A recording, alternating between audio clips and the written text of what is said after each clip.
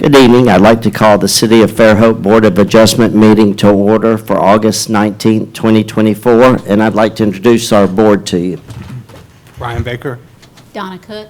Anil Vera. Kathy Slagle. Frank Lamia. Thank you. Our first order of business is approval of the minutes for July 15th.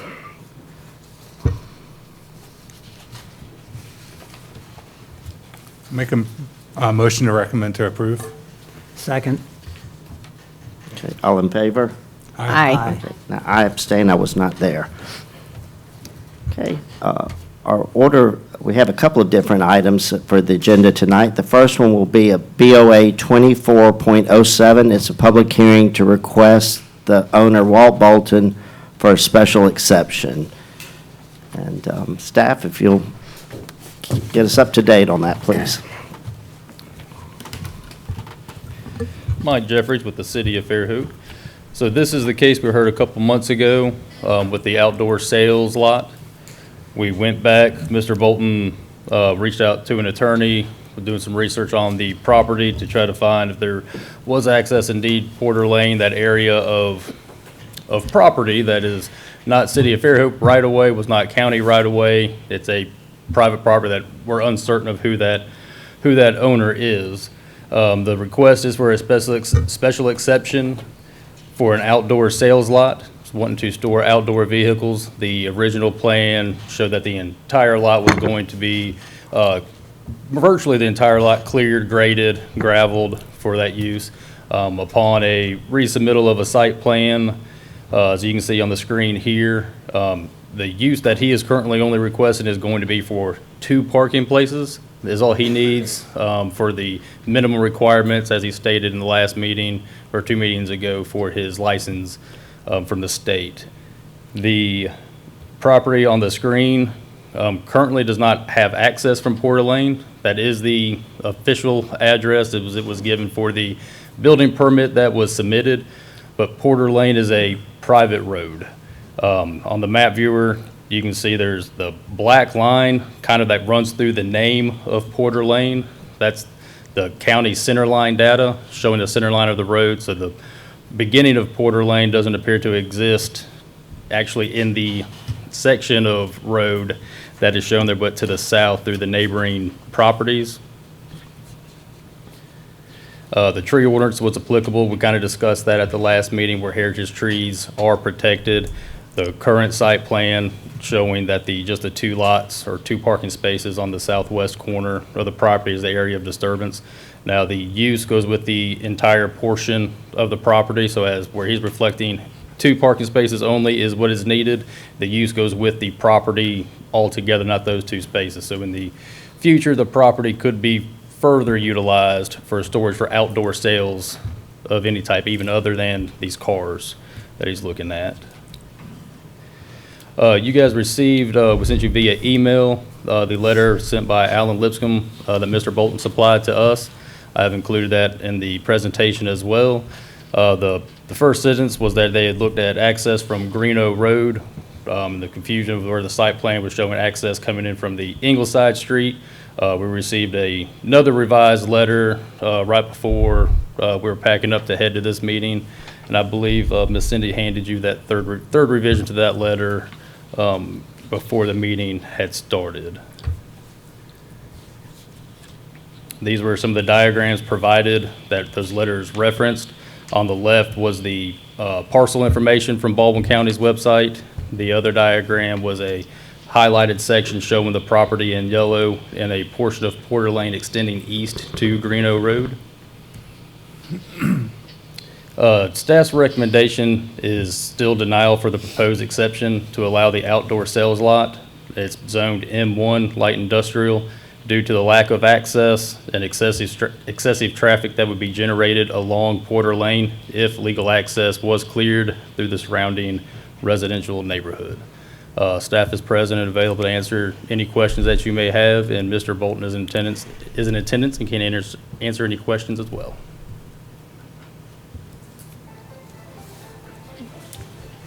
So what is the access they're now arguing? They can access it from Greeno or from So currently, there is a portion of property, I'll call it, because it's, like I said, it's not a city right-of-way. We've contacted the county and asked them if it was their right-of-way. Baldwin County said it is not their right-of-way. There is a street sign. It's a blue street sign that typically is something that Baldwin County installs for any private road that's not a maintained right-of-way. So could it be accessed from either side? Potentially. But not knowing who has rights to that property, essentially going across someone else's property to get to this property. It's landlocked as it exists now. And Frank, to kind of clarify that, there's certainly deeds that say there's access through an easement. And I believe even on the parcel viewer today, it says reserved for future right-of-way. But essentially, you have pieces of property in our, what we've been able to determine, you have pieces of property with an easement across it.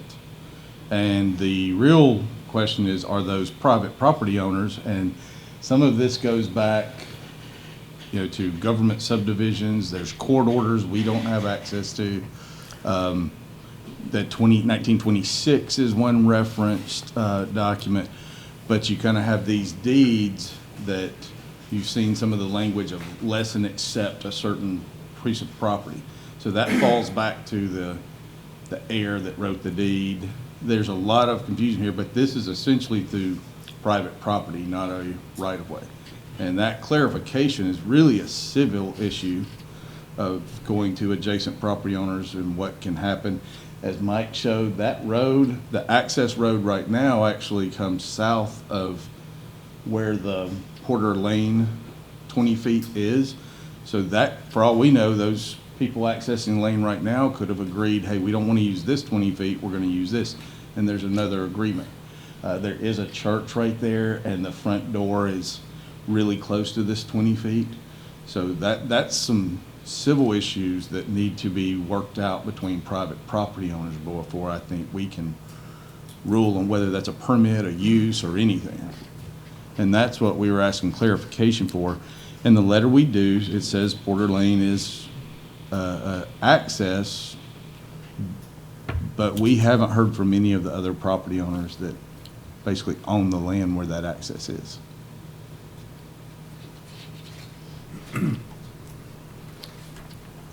Okay, is the applicant would like to speak about this? If you'll state your name for the record Good for us. evening. I'm Walt Bolton. Hey, everybody.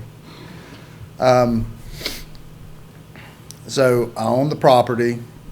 There was confusion on whether I owned it last time, so I think we've cleared that up. It is zoned light industrial, so the use for 2 parking spaces for some antique cars, I don't think would be out of the neighborhood for light industrial in the warehouse district. Porter Lane has been a right-of-way for, shown at least for 40 or 50 years. Alan Lipscomb, who is a real estate attorney, sent you a letter stating as such. The issue with going to Greeno is there are storm drainage improvements done by the hotel that are in the 20-foot easement. So it would be much more difficult to access the road from 298 because they would have to change a transformer, an air handler, storm drainage retention, a well that's all in the 20 feet, plus a very significant oak tree, a live oak, that's probably 5 or 6 feet in diameter. Working with the one neighbor that I have, I don't think he's here, we did get access to what is now considered Porter Lane. So you can drive to my property now through my neighbor. He's not here, but we brush cut so we could get to our property. So there is access. The issue with the whether the city owns it or the county owns it or who owns it, I don't really understand why that's an issue since it's been in use. And actually, he's correct. The actual use of Porter Lane is shifted up 20 feet from the 40 feet that's shown on the drawing. So No neighbors have attended. We've been here twice to object to us accessing Ingleside. Again, very limited traffic. We're not trying to have a big commercial lot. It's just for license purposes. I have to have 2 parking spaces for my antique car business. This is for antique cars, right? So for wholesale. So if I can't use it for this, then I'll have to go meet with staff and figure out what I can use the property for to develop it.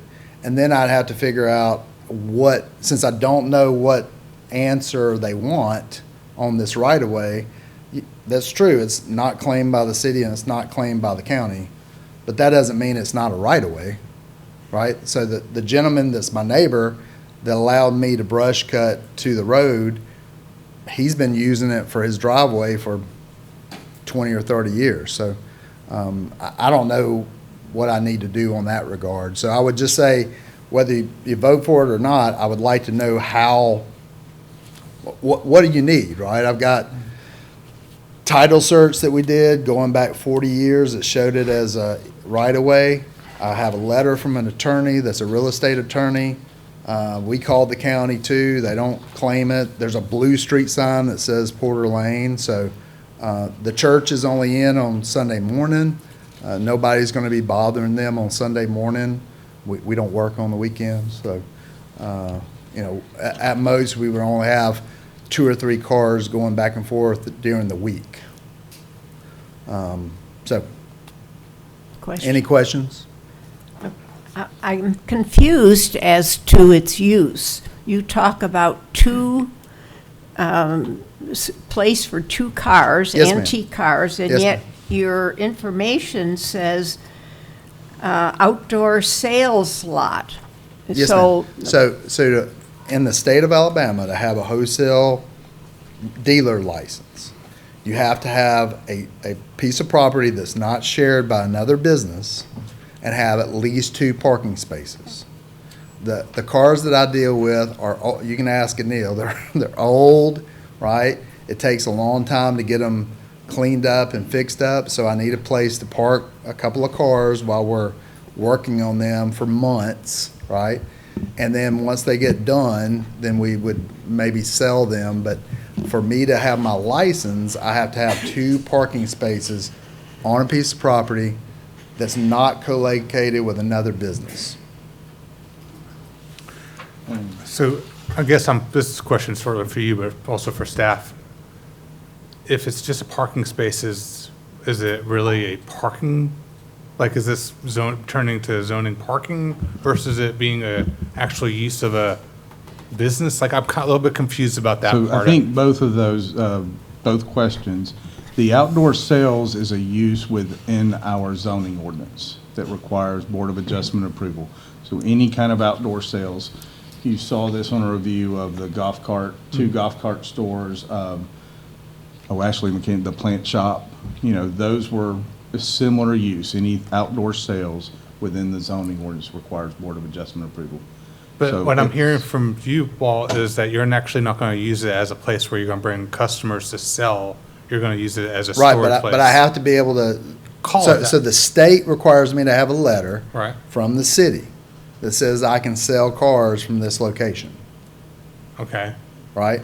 So it's a chicken and the egg situation, right? So there is no, in the zoning ordinance, there's no specific outdoor sale, am I right? There's no outside sales prescription, like you have to go before the board?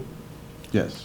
that So you outdoor don't have, sales- in other words, there's no outdoor sales jurisdiction or zoning that I could go by. It doesn't matter where you are in the city, you have to come before this board to get this provision.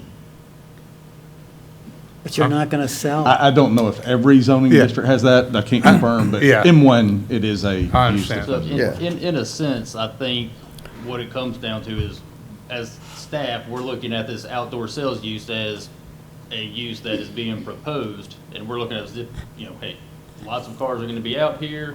If this was to be expanded, what would it use?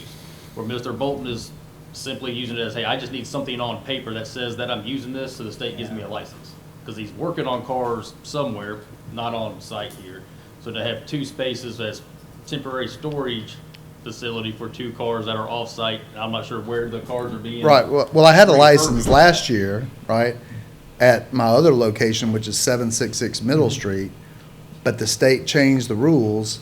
You can't be co-located, so I can't have my engineering business and have my wholesale license on the same property. Right. That's why I bought this piece of property. I guess I understand what you're talking about, but I'm trying to understand use for what you want to do as a business versus how it works for the zoning and the use in the, because if you just had a couple parking spaces on a piece of property, it's not the same thing as having a business where you have actively lots of cars coming and going. You could call it a parking lot and still license it however you do it inside the thing, but it doesn't mean. Well, that- we're gonna how have to does have a that letter, work? I have to have a letter from the city saying that I can sell cars there.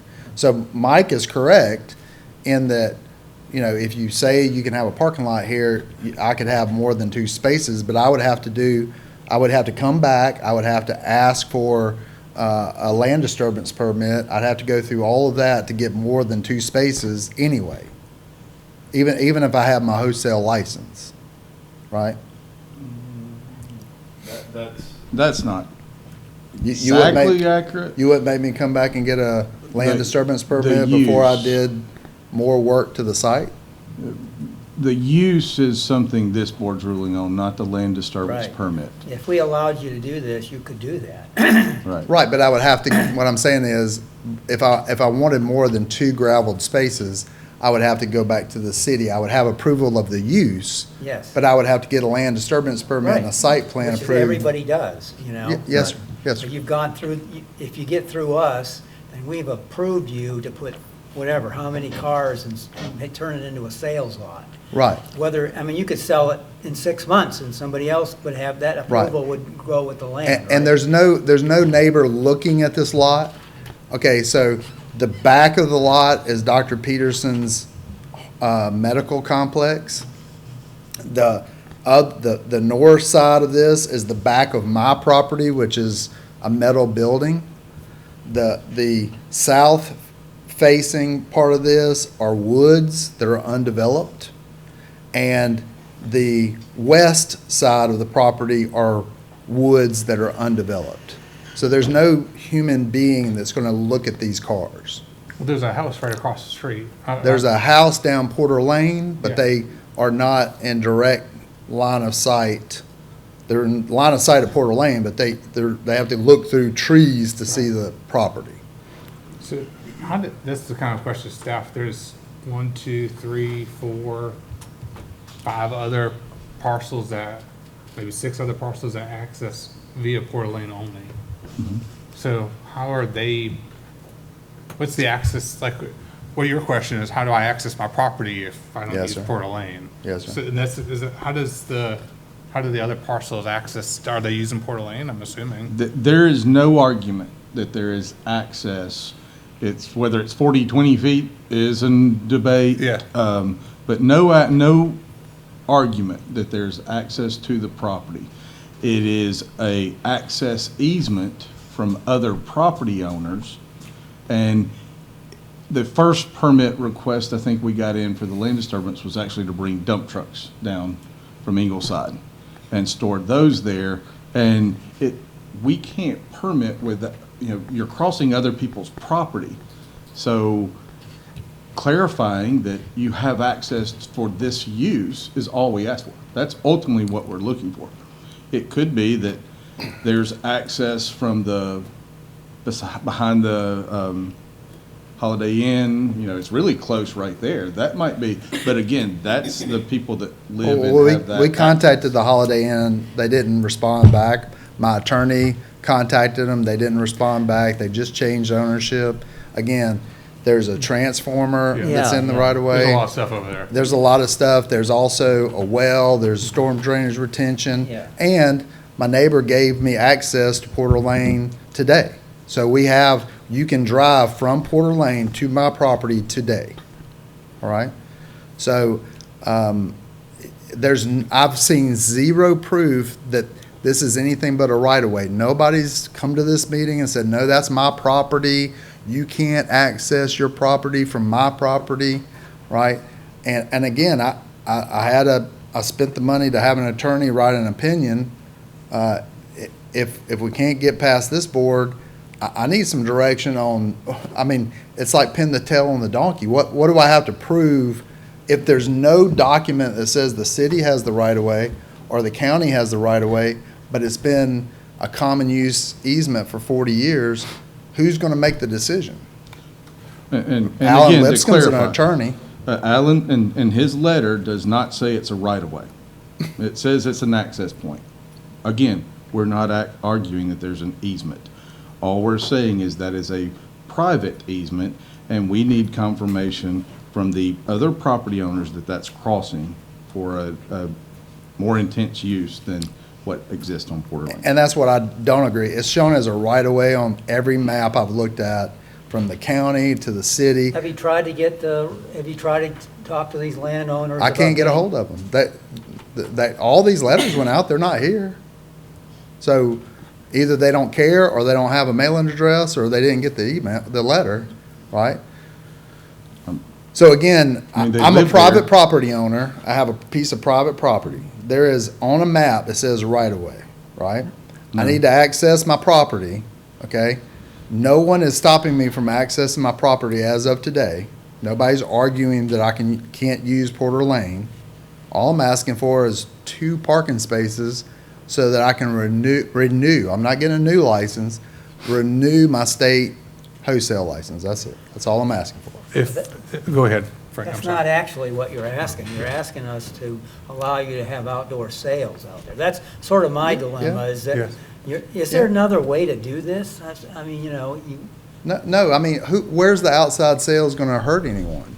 No one is looking at these vehicles, and it's an isolated piece of property out of sight. You can't even see it from Porter Lane unless you drive all the way down Porter Lane. You can't see it from Ingleside, and you can't see it from 98. You can't see it from, the only place you can see it is the parking lot of the Holiday Inn Express. Question. I thought I heard you say that these antique vehicles would be worked on. Mechanics working on these? Not in the parking lot. I have a 1932 Pontiac. We work on it sometimes in the shop, and then we pull it back out and we put it in the parking lot. That's all I'm looking for, right? A couple of places, but the state requires for me to have my license to call it an outdoor sales lot. So you are saying no vehicles are going to be worked on No, in no, that ma'am. site? No, ma'am. Nobody's going to work on a vehicle. They might be driven there and parked for a few months, and then they might be driven away to be worked on. Are we able to, I don't know who's can answer this, Hunter, Mike, or somebody else? We're able to put contingencies related to this. So there's 2 parking spaces. I know that is what you're asking for. I know we've done this before. We've said you're limited to certain things. But I don't know what the enforcement is when somebody breaks that limitation in any way. So I guess that's partly what I'm asking y'all is, can we do that? And what is the enforcement if that is broken in any way? Because that seems part of the concern from staff is that they might get bigger. Thank you. I do think that there is an opportunity to put special restrictions. I think the enforcement is a little tricky on that. But to answer your question, what would happen is very simple: lose the business license. Would report, and all business licenses are gone. That use goes away if it's in violation, if we kind of make that the condition. Okay. I think the more, if we're going to look at that, ensuring that the access, I think, is critical for any business. Mhm. And if you want to limit it to 2 lots or limit it to the site plan, and then say, if any violations, and that's what I was actually looking up here. I want to make sure I give you the right guidance on the business license essentially being at stake. If you only park 2 vehicles there, do you need access from Porter Ave, Porter? I have to have access from there. Mike and I looked at it, we couldn't get past, there wasn't enough room on my other piece of property. To Even get if I past. gave myself easement, there wasn't enough room between the property line and the building. So part of, and Ryan, kind of to your question, Hunter answered it as well, having the 2 spaces, using cardiology was the last one that you guys saw for an outdoor sales use. It was, all right, you can have this many displayed, here's some landscaping that has to be installed. That one even had to remove some existing concrete to come into more conformance with some of the landscape requirements. Looking at this one, isolated, here's a parking area, there'd have to be a landscape plan showing the buffering around, which is what we reviewed at, hey, we get a permit that comes in for something, we review them all like we do for compliance with our ordinances, zoning ordinance that we have in place. And then, with the access getting there, us by granting the use is good on it, we don't want that to be misconstrued as we're not giving access to Porter Lane to use that to come across somebody else's property to get to this for that. So us going, yep, that sounds good, the use is fine, no worries. The excessive traffic, limited to 2 spaces, maybe that traffic is mitigated. The neighbors, have things like he said, hasn't come to a meeting or anything, is a possible solution going towards that, where if there was ever more than 2 parked at one time, then revoking of the business license and making this approval null and void is something that can be done. But getting over that first hurdle of how are you getting across to this property to yours and knowing that it's legal? How has everybody else been going across that property? They may be trespassing for the last 20 years. I have no idea. We haven't been able to find that research to know how that road goes south, comes back up.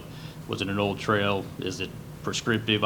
That we don't have the answer to tonight. Do you think it'd be a liability to the city if we approved 2 parking spaces out there across Porter, and then somebody came back and said, you gave them access to that piece of property that you didn't have? I mean, is that a liability to the city, you That's think? my thought. Listen, I'll go so far as to tell you that if you say, Walt, you need to gravel the 2 parking spaces, I'll do that, right? But then there won't be any more traffic there, okay? I have to have, I've said this before, I have to have, there's a state requirement to have a separate piece of property that has 2 parking spaces on it. It doesn't say that I have to park a car there, right? So you're not gonna say, well, part of the restriction is you can't drive a car down that road. But I'm telling you, right, there may never be a car parked on either one of those spaces. And for me, as a property owner, the Porter Lane, which has been open at least 40 years, we went back and looked, and I sent the research to planning and zoning. At least 40 years, that right-of-way has been referred to in other documents. So I don't think that, I don't think you're gonna have any complaints. I don't think you're gonna have anybody show up and complain about it. I could be wrong, right? But I'm not gonna be using this heavily. I just wanna use my property. It's light industrial. I'm not asking to build a machine shop, right? I'm not asking to build a manufacturing facility, just looking to put a couple of parking spaces on it. And a sign. We'll have to, and of course, we'll have to get a permit for a sign. A sign, where would the sign be? Back there on my property, off of Porter Lane, on my property, On your property? right? That no one can see. That is correct.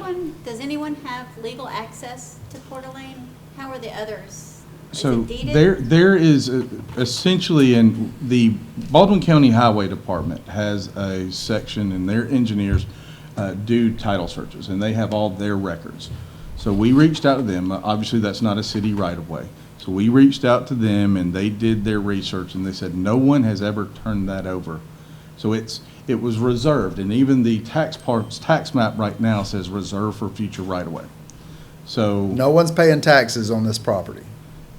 No one's paid taxes on this property for 40 years. Again, It's not a right-of-way. It is an access easement. And if you look at the deeds, it even says, for some of the properties, adjacent properties, it says reserved for future right-of-way. It is an access easement. All we're asking is confirmation from the church, the other properties, because it appears that they have shifted that access easement south, especially as you get close to Ingleside. So is that where the easement is today? And just looking at, have those people been contacted? I mean, they live there. It's knocking on the door and seeing. Hey, Walt, Well, I did that with Eddie, the neighbor, and that's how we got access to Porter Lane. The one neighbor that lives on Porter Lane that has several El Caminos parked by his house in the woods, that's what we did. what's your timeline to, just, Well, we're running out of time. It's been going on months, right? So my renewal was supposed to be done earlier this year. Frankly, this is, to me, this is beyond the pale, that I got to prove that a right-of-way that's been there for years to a piece of property that I own, I had to prove that I owned it. So, I don't know what, I don't know what we're trying to do, but, it's privately owned, I own it. The zoning is fine, it's light industrial. Having a couple of parking places on a light industrial is better than having a smelting plant, right? So I don't know. I mean, I would like, if you turn it down, I'd like to know exactly what I have to do if I wanted to pursue this in the future. Got a question, Hunter. So if the neighbor that he's bush hogging the property gives him a written letter saying that he can access the property, does that change anything? Well, he doesn't own Porter Lane either. He's using it, I'm just saying, he doesn't own it Well, either. you have to cross his property to get to yours. No, sir. No. He crosses Porter Lane to get to his property, Okay. but his property's not on Porter Lane. well, when I looked at it, it looks like the two parcels that are on Ingleside, though, you do drive through those, and then it goes out to Porter Lane after that. Like it's 20 feet, and then it widens to 40 It feet. definitely goes on Faith Temple, Uh-huh. right? It definitely goes on Faith Temple, but if you actually surveyed the 40 feet, the 40 feet goes where those huge oaks are. Right. So I was that's why I was trying to figure out, So like, yeah, it what's goes, the- Porter Lane, it's Gee, the actual. I guess what I'm hearing Hunter say, and I'm not trying to put words in staff's mouth or yours, but is that you're still having to drive through somebody's property at some point in time, and there should be some sort of approval or easement from that landowner to get through there. That's what I'm hearing them saying. Maybe they can expand on Well, that. that hasn't been relayed to me, right? I got the report on Friday, after I called. I left a couple of messages for Mike. I then got a hold of Mike today. He said that he had an issue because Alan Lipscomb didn't mention Ingleside. So Alan changed his letter and mentioned Ingleside, right? I got that to him. There was a problem in the report about access. I took care of that today, right? Nowhere in that report that I got from the staff said you needed to get a letter from Faith Temple to prove that you can access this road. So if that's what I need to do, then that's what I need to do, but I haven't heard that before. Staff, maybe y'all can answer that.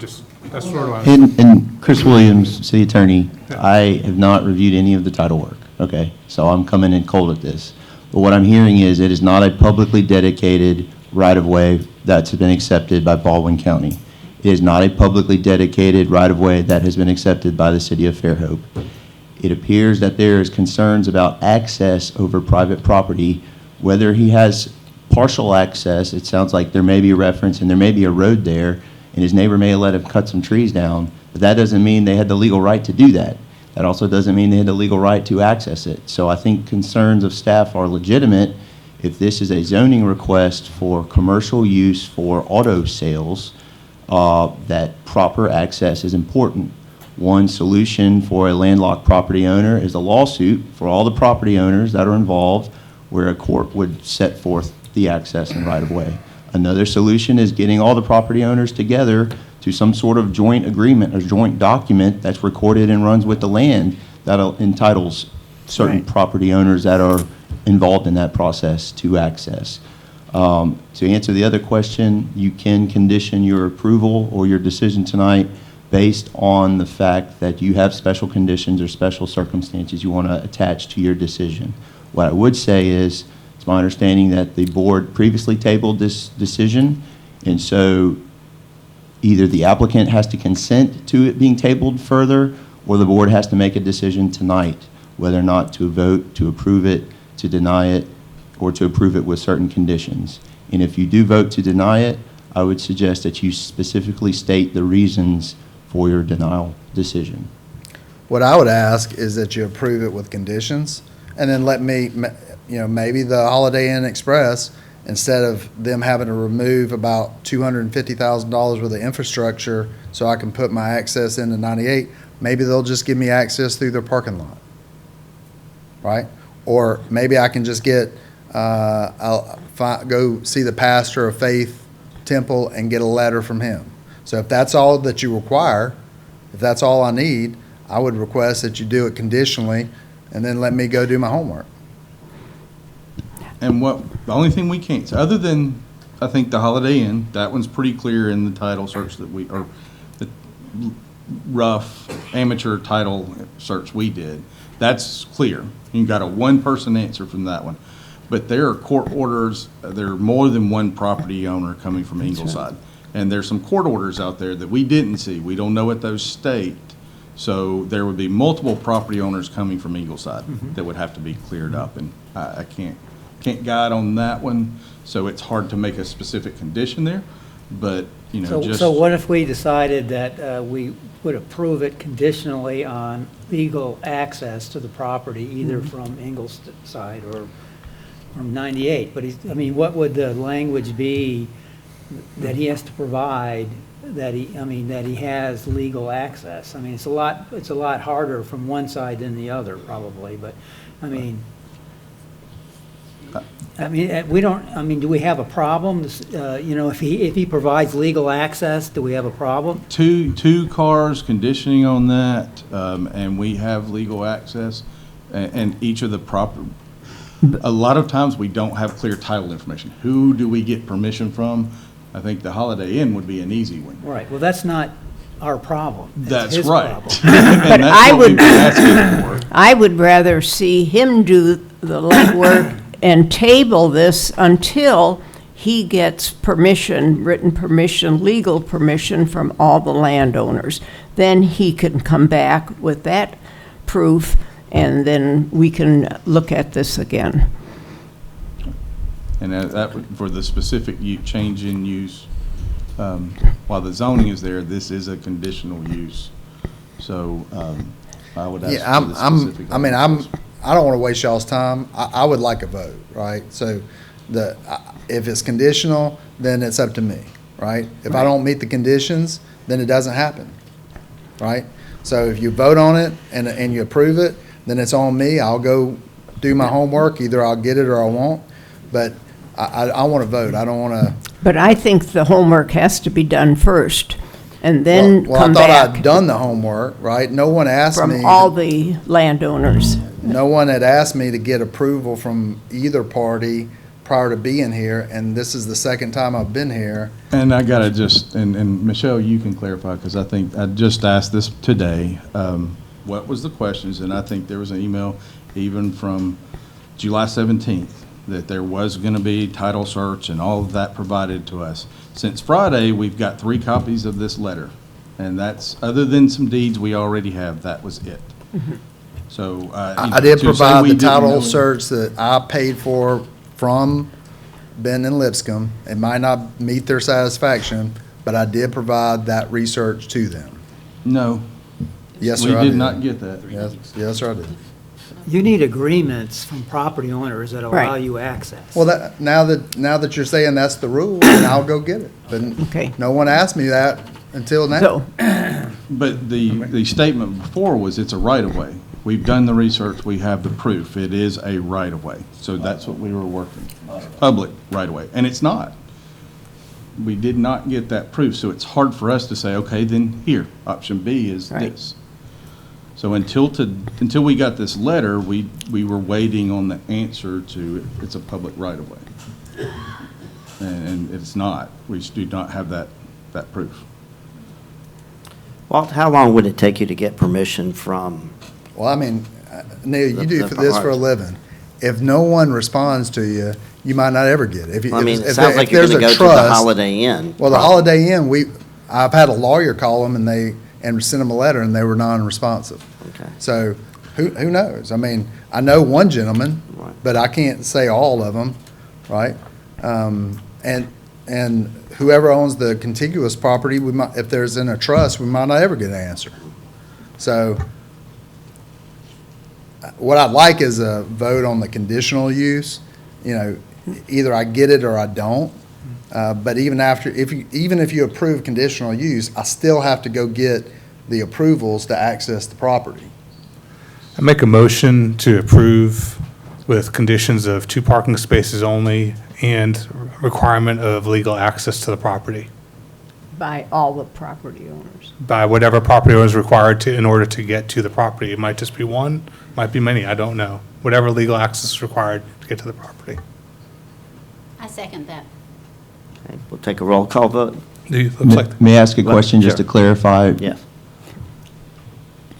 If the condition is not met, then the city would not issue a permit, I believe. Is that what you're suggesting by your motion? That Yes. if the condition is not satisfied, then the city would not issue a letter or permit, a business license for what he's if requesting? the condition not met, then they won't be able to get the special exception of change, basically what you're saying. Yeah. And if you would amend your motion to clarify that, I think that would be helpful if that's the intent of your motion. Okay, motion is to approve with the special conditions of 2 parking spaces only and required to have legal access to the property. If they're not able to do that, then they're not able to get the required permit for the property. And I second that. Okay, take a roll call vote. Aye. Aye. Aye. No. Aye. Motion carries for conditional approval. Okay, our- Thank you. Thank you. Thank you. So our second Walt. BOA is public hearing to request the owner, Thomas Muncy, for a special exception to allow for an accessory structure to be built on the principal structure of property zoned R1. Okay, thank you. Okay, as mentioned, this is a special, I'm sorry. Okay, I sorry. was not at Rewind. the previous meeting. I'm sorry to interrupt. Just make sure. Public hearing for Mr. Bolton's case was 2 months ago, right? Right. You did open the public hearing? Okay. Okay. Back to Ingleside. Okay.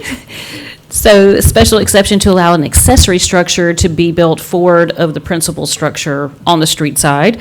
In this case, that's Fairhope Avenue. The subject property is zoned R1. It's located on the northwest corner of North Ingleside and Fairhope Avenues and is approximately 0.83 acres, so almost a whole acre.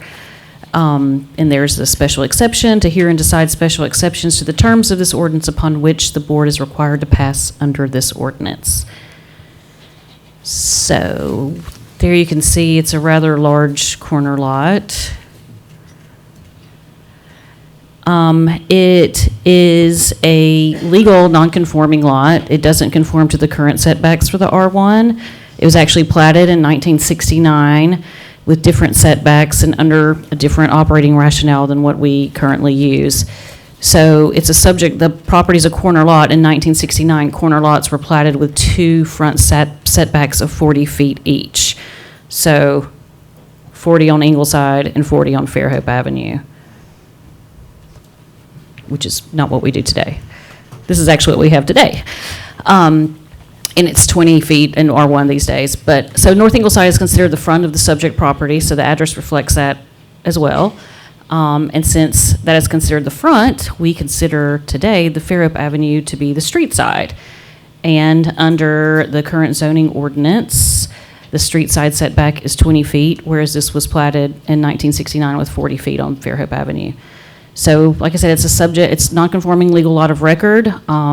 Regardless of the setbacks, the table shown here requires accessory structures on the street side, in this case Fairhope Avenue, to be placed no nearer than the principal structure. So when you look at how this was pushed back, how the 40 and the 40, all the development and the principal structure and accessory structures were kind of pushed back to that back corner back in the day when it was all built. So that means that the accessory structure cannot be closer to Fairhope Avenue than that principal residence. So, and due to the two historical front setbacks, everything was pushed back to the interior corner, and there were no rear setbacks in 1961 for R1, 1969 for R1. So that's why it's all pushed back in that corner. So what the Muncies are asking to do is to place the accessory structure within the 40-foot setback along Fairhope Avenue, so we're good there. And you can see better probably in the packet, but this is a large lot. There's a lot of structures on there, a lot of accessory structures. The ones that are hashed in that red are to be removed, and the one that's going in, which is the 30 by 40 rectangle for a shop tool shed, is the proposed new buildings. That's purple cross-hatched. And there's two trees that they didn't want to mess with either, so that's what those green dots are. So the proposed placement and the dimensions of the accessory structures, the purple crosshatch 30 by 40 rectangle. The other ones are supposed to be removed. So the building permit application will review and confirm the proper placement for the accessory structure.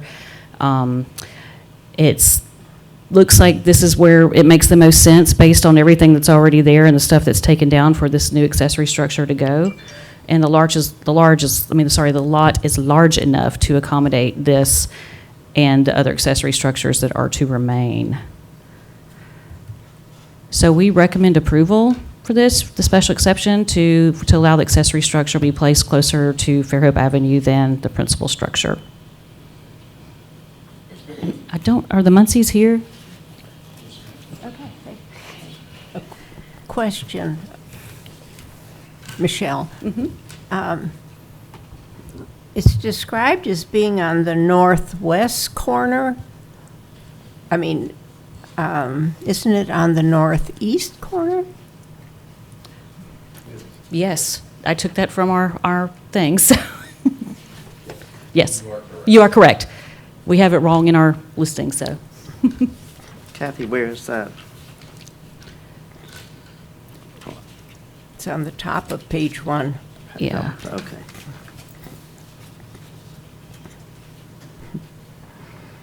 Where's the north on that one? There we go.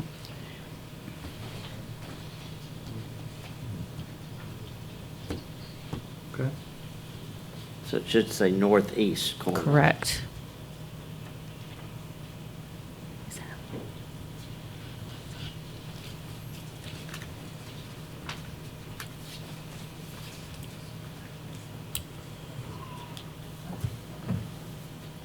The location Yeah. does have the right. Yeah. Yeah, that's And it fine. wasn't I just- advertised with northeast or northwest, so it didn't have it on there.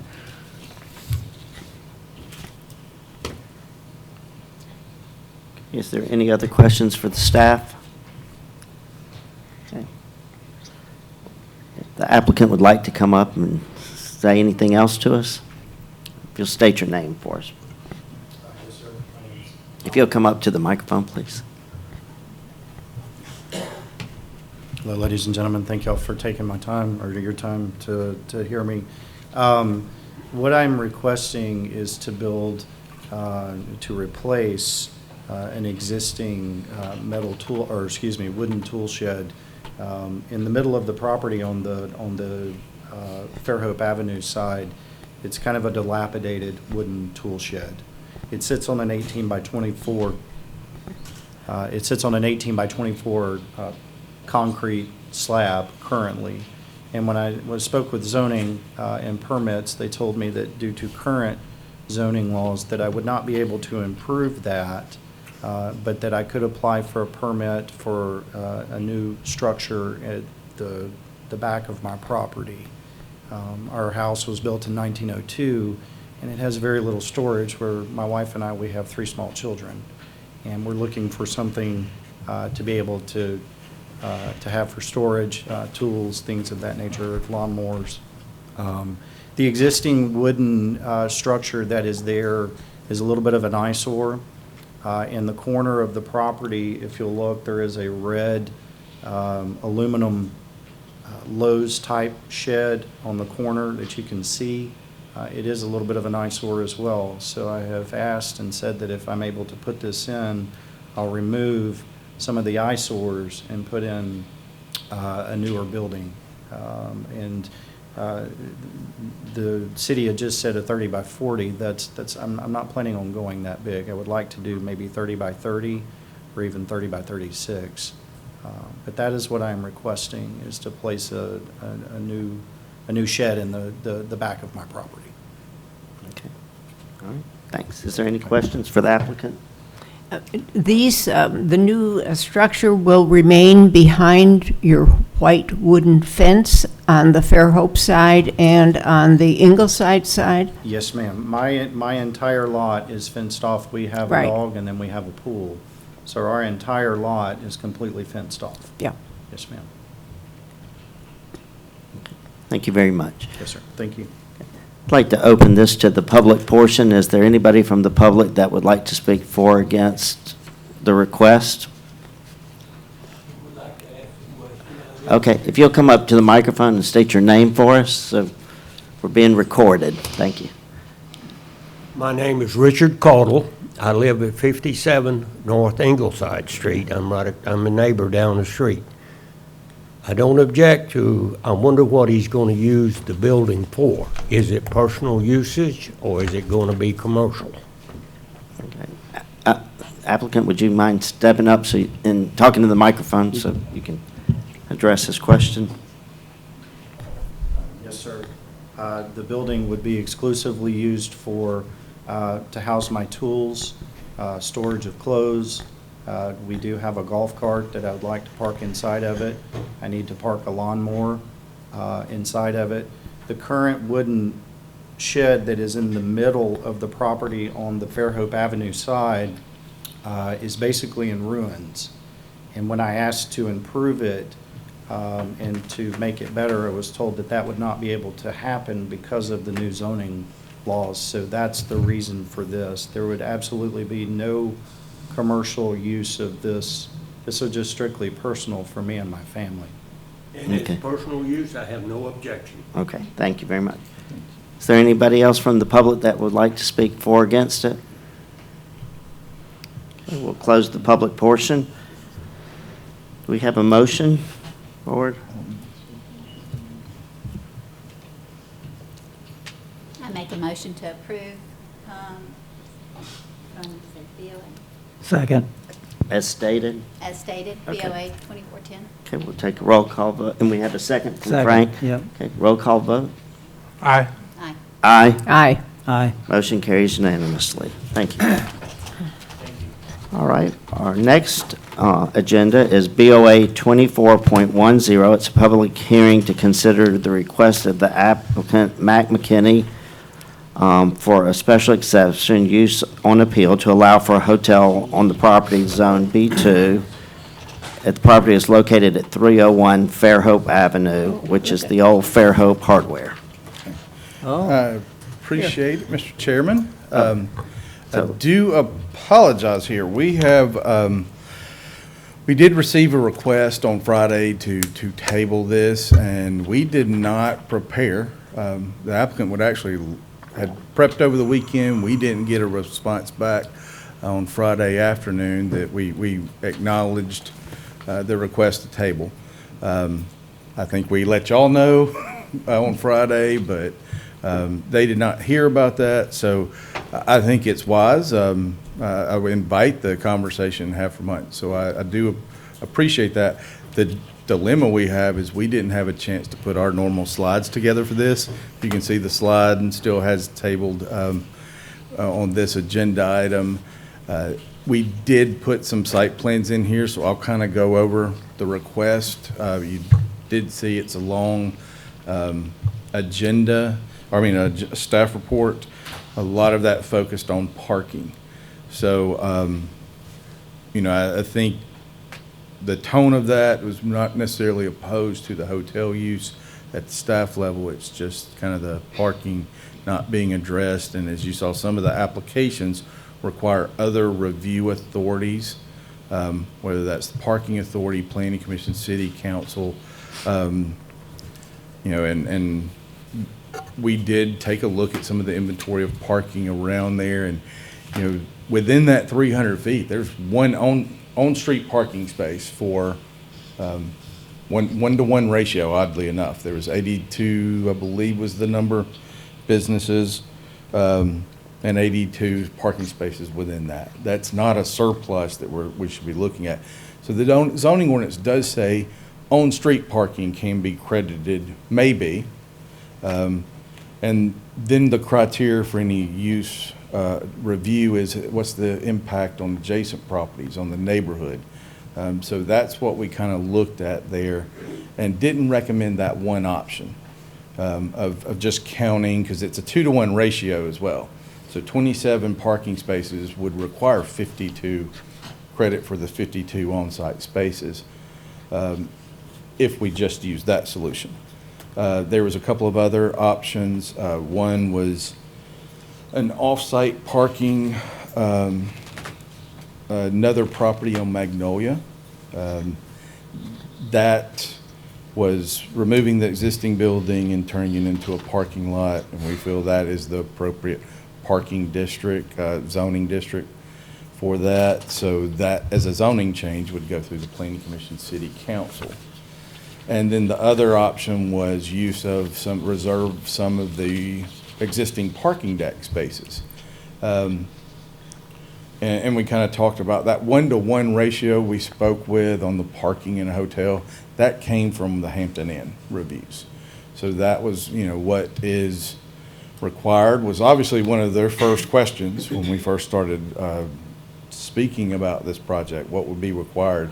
So using that precedent created by Hampton Inn is what we used at the 1-to-1, and have done that with other potential hotels around town. So, and I think you saw some of that study that was in the packet for the Hampton Inn. That agreement resulted in or that review and that proposal resulted in an agreement with the parking authority the applicant actually built the parking deck. It was kind of a partnership with the parking authority. There was 80 existing spaces. The exact number, I think it was 150 at the end of the day of public spaces, with the 89 for reserved for parking, which is what you see today in the deck. There's a lot of convergence happening right now. We've had some parking questions of what to do downtown. At the Planning Commission, there's proposals on parking requirements. The parking authority has been doing some studies, and they confirmed exactly what the applicant is telling us. The parking deck is underutilized. Part of that's a little bit bigger conversation. Why is it underutilized? Is it, there's some nonsensical things happening if the Hampton Inn's operating at a 60% occupancy rate, but their parking spaces are only operating at 40%. That's telling us that people are parking downtown in our own street parking spaces and not moving. So there's a little bit bigger picture on how to look at the parking problem, if you will, and what solutions are out there. Is that metered parking on the street? Is that building other parking decks? That's a bigger picture conversation that I think is wise to have the parking authority involved in. And just kind of some of the history there, around a year and a half ago, even the Planning Commission created an ad hoc committee to talk about parking in the central business district. At that point in time, we said we wanted to get members from other groups, parking authority being one of the main ones. Well, the parking authority didn't have enough members to have a quorum at the time. They had some deaths and people moved away. Give them a lot of credit. They've now got people that are really involved and moving forward. So they will be meeting on the 26th to kind of talk about some of the results of this study. I think it behooves anyone, any of our members. I think that would be a great meeting to attend. And that may be some solutions. So following that train of thought, may be some solutions for this project and other projects. But as typically comes up in the planning commission meeting, you know, one of our concerns, what you do for one, you must do for others. So that was, you know, we couldn't get behind the parking deck right now if there's not enough to go around even with what we do have. If that's 80 parking spaces, when do we tell someone, okay, we can't give you that opportunity? So I think that's ultimately a parking authority question. The building, you know, we do not have design guidelines. I know there's opinions on the aesthetics. That's not what we're here for. You know, if it meets height and meets the setbacks and those things, we don't see any major problems with that. Obviously, we're kind of at the sketch phase, and I think it's wise to come and speak to you as an applicant, because before you put a lot of effort in those construction documents and everything else. So, you know, we can confirm the heights. This would likely have at least as currently proposed, this would have 2 other applications aside from parking. So it would have a site plan review. Any mixed-use building to the height limit would require a capital site plan review. That goes to Planning Commission and City Council. And because of the number of units, would have a multiple occupancy that just goes to the Planning Commission. So that would be an opportunity to work out some of the fine details if the height is 6 inches off, or if it's, you know, whatever those might be. This is more about the use and the burden, and there are proposed restaurant, a small office, and a medical spa with 27 hotel rooms. There is 1 handicap spot and 2 regular spaces provided on site. I believe this elevation, we talked a little bit about, you know, how your deliveries, how you're handling that kind of traffic. So it's just a little separate from parking, but still an issue. So if you can see, I believe on the top right elevation, that is a kind of roll-up garage door that faces the alley. And I'm assuming, when we talked about it, that was facing church, but that looks like that was changed. So I believe that was how that was intended to be handled. And you see the floor plans, just a little bit of difference between the kind of, the pretty rendering on the first part of your staff report. I believe that was an older iteration of the project that had kind of half of the 3rd floor as a bar and open terrace. So based on the floor plan, they acknowledge that that needs to be revised based on the current floor plans. That does add more hotel rooms to the 3rd floor. So I don't see significant changes, but that would be filled in a little bit on the top floor, just from a visual standpoint.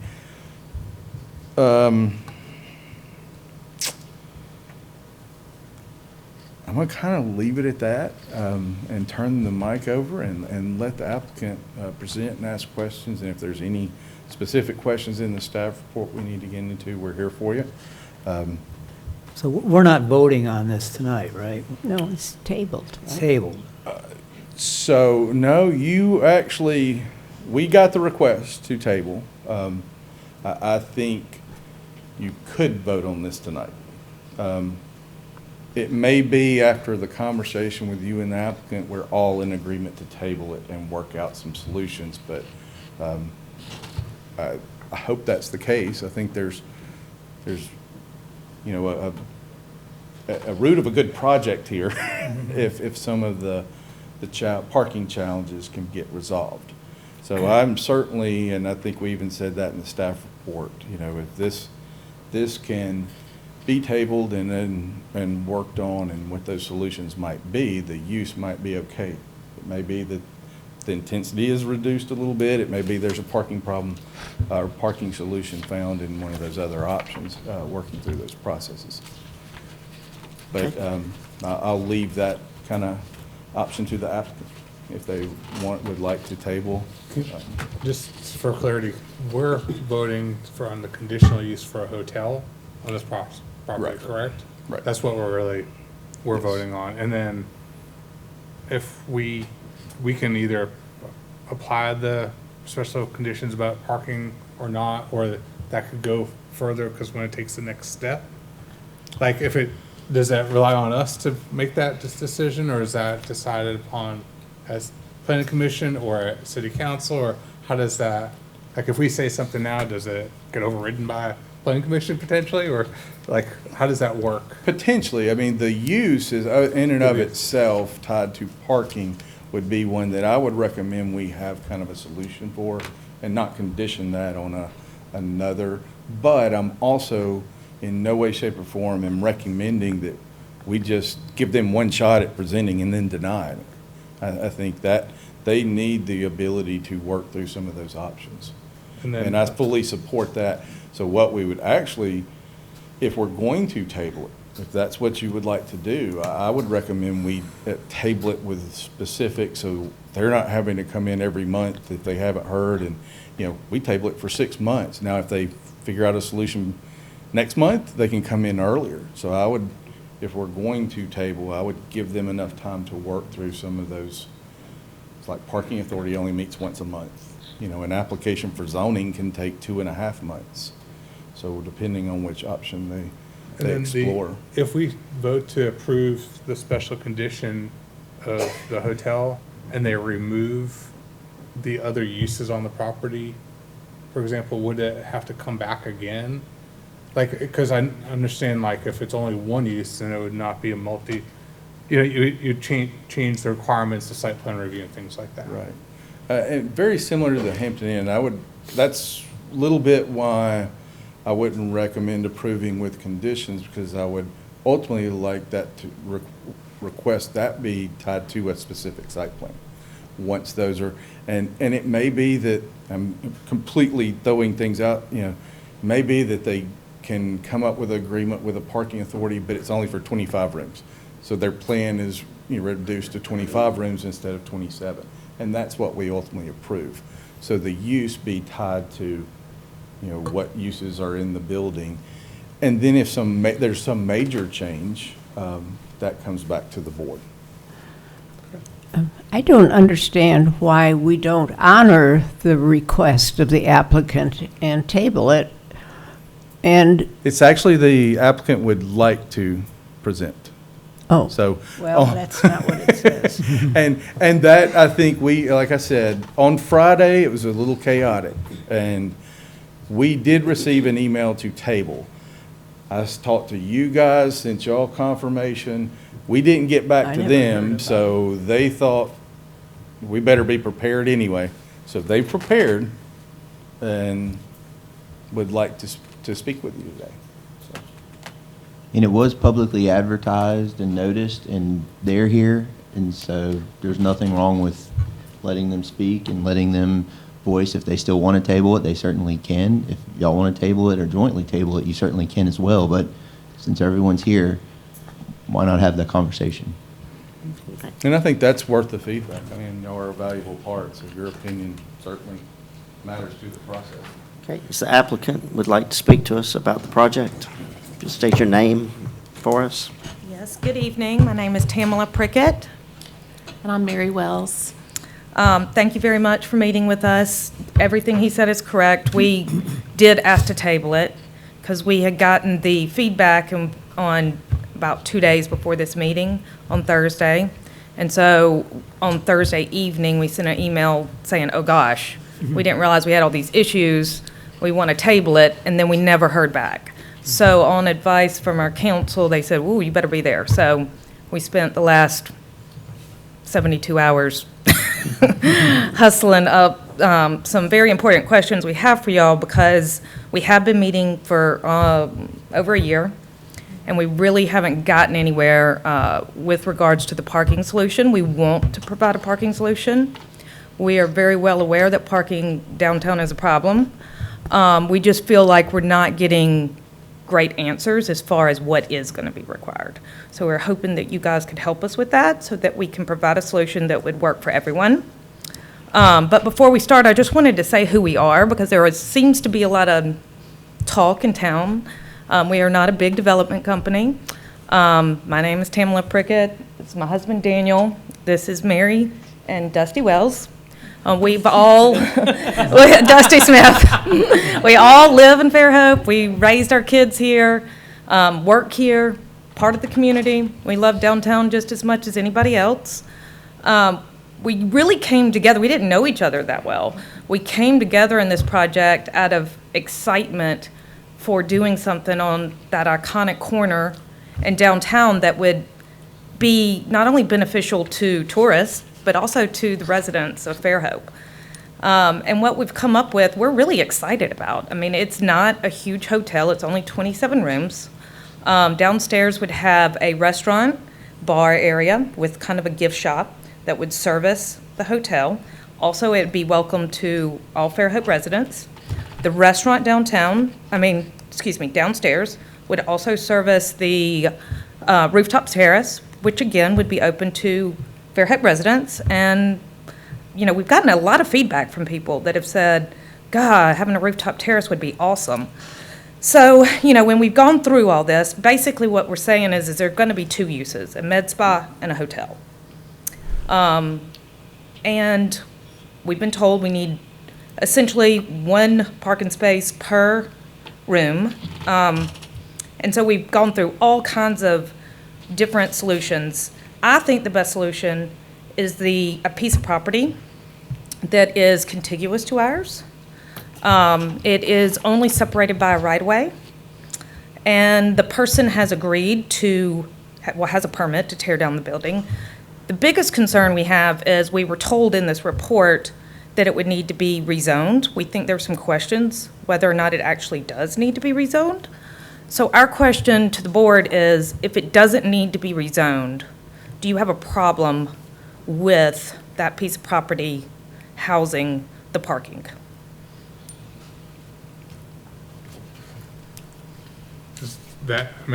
Is that your whole, That's my question. I mean, is that your whole That's a presentation? big question. Well, if you have any other questions about the project, I'd be more than happy to answer them, but that's a huge question because basically what I'm hearing from the staff is they would recommend it, the project, if we had ample parking, which would be one space per room. And where we've come into like kind of a standstill is, well, where can the parking be?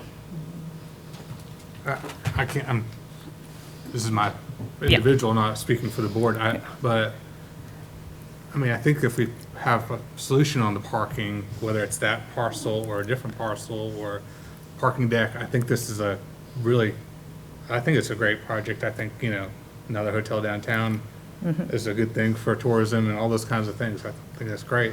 I don't know how it works. I don't know about the zoning.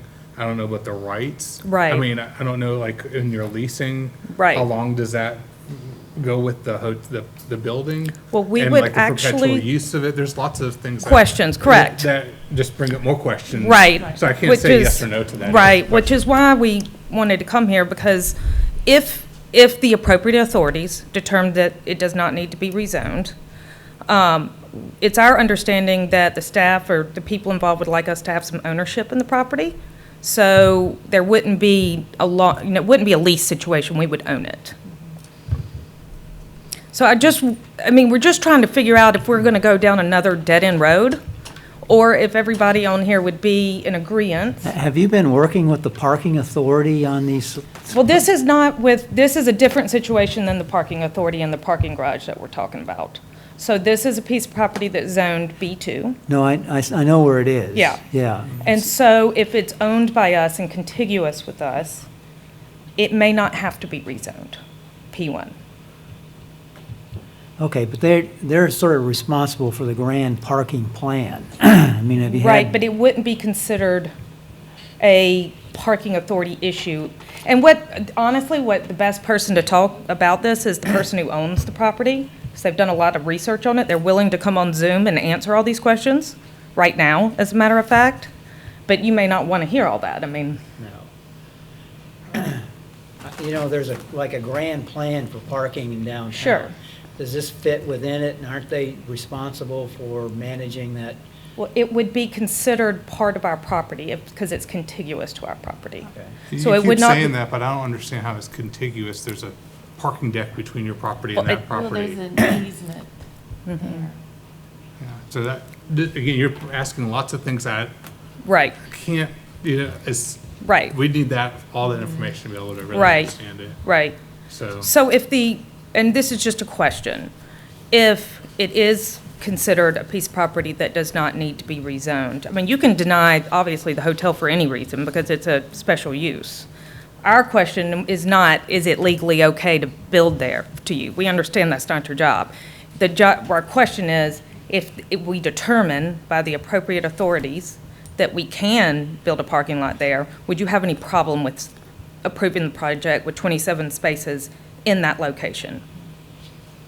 Can you actually get 27? I saw a plan, I mean, it didn't seem to take into account landscaping and things like that.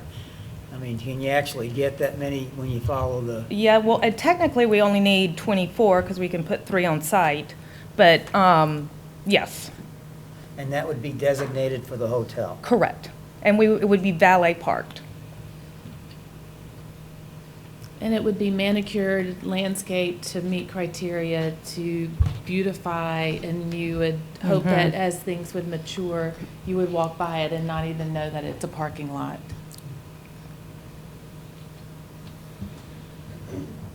So I have a question. If you have 24 hotel spaces, is there any parking for staff in that? If you have 24 hotel rooms and you have 24 parking spots, It was what about the staff? It was our understanding that that would be the only requirement for the hotel, especially since we weren't getting any on-street credit.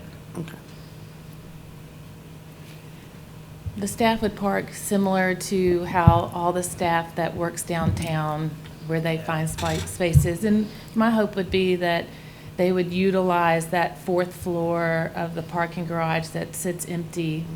You know, we even took a picture before we came, and it's, again, empty. And, you know, this thinking about how downtown's so busy during like 11 a.m. to about 3 p.m. You know, our checkout would be at 11 a.m. and then check-in would be about 4 p.m. So hoping to kind of mitigate some of that traffic, but our check-in and valet would be on the backside alley, and so would not be clogging up Fairhope Avenue or Church Street. I've got a question for staff. So if they're using a parcel for parking, are they subject to landscaping and? Yeah.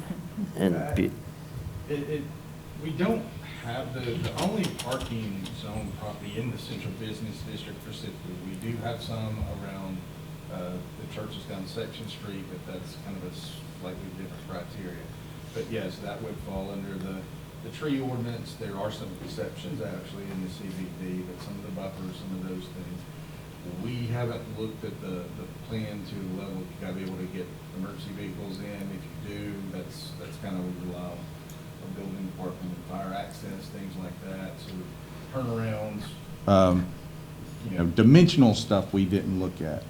So, there will be things in that review, and that's kind of, right now it's a challenge because there's 3 different options, and each of those might have a different review process. Well, we'll answer those and clarify those conversations. So I don't understand. We just don't want to chase the wrong thing. Like, if this is a problem altogether, I guess is what we're saying, like, hey, you know, we just don't think 27 hotel rooms, even if you have 27 spaces, fits within our plan of the city. We don't need to be wasting more resources chasing all these different options. And we spent a year chasing options. So just, that's basically why we came here tonight. So, I mean, we talked about the parking authority. What, in regard to this option, I mean, what's their role in this? I mean, do they advise, do they? The shared parking solutions we have are, and you can even see on the cover sheet where the zoned is, it's black is the color on the zoning map. Those are all either owned by those are the parking district, and it's the parking garage, it's the parking lot kind of behind Fairhope's Park, and it's a small lot by Jewelwin's that the city owns. Those are shared parking spaces. So I think the challenge here is this might be the first solution in the central business district for a standalone surface level parking lot directly for one business. So the parking district actually encourages creating shared parking for people, but we're looking at an off-site parking agreement. And in big picture, is that what we want from downtown, is service level parking lots peppered But I around? think there's an argument to be made, it's not off-site. There is an easement from our Yeah. property to that property. There is certainly city parking authority owned property between the two. I don't know what easements are tied within that property or. And that is obviously something that lawyers, people who know what they're doing, need to figure out, but that's the initial research we've done. But again, if it's not within the idea of the plan, then we don't want to chase the wrong thing. But we do fully agree that we have to do due diligence after this and get all of those questions answered.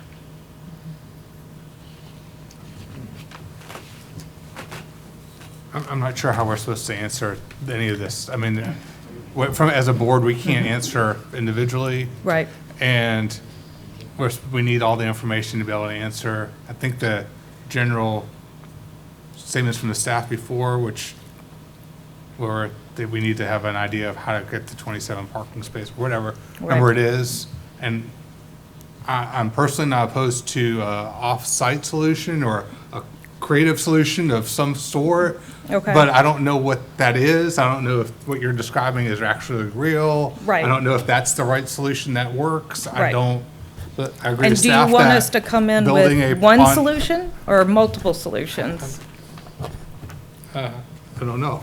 I need a solution, I'd like you though. to come in with a solution that the city agrees to. I would too.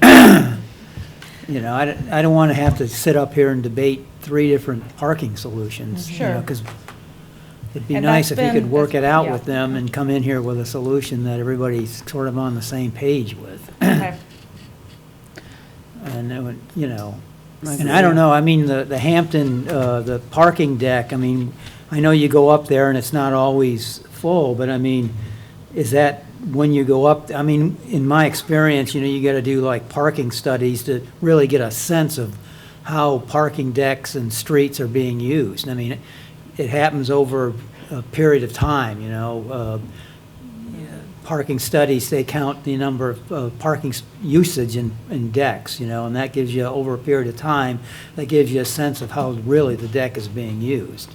And if there's capacity there, then you can argue there's capacity there, and you have a study for it.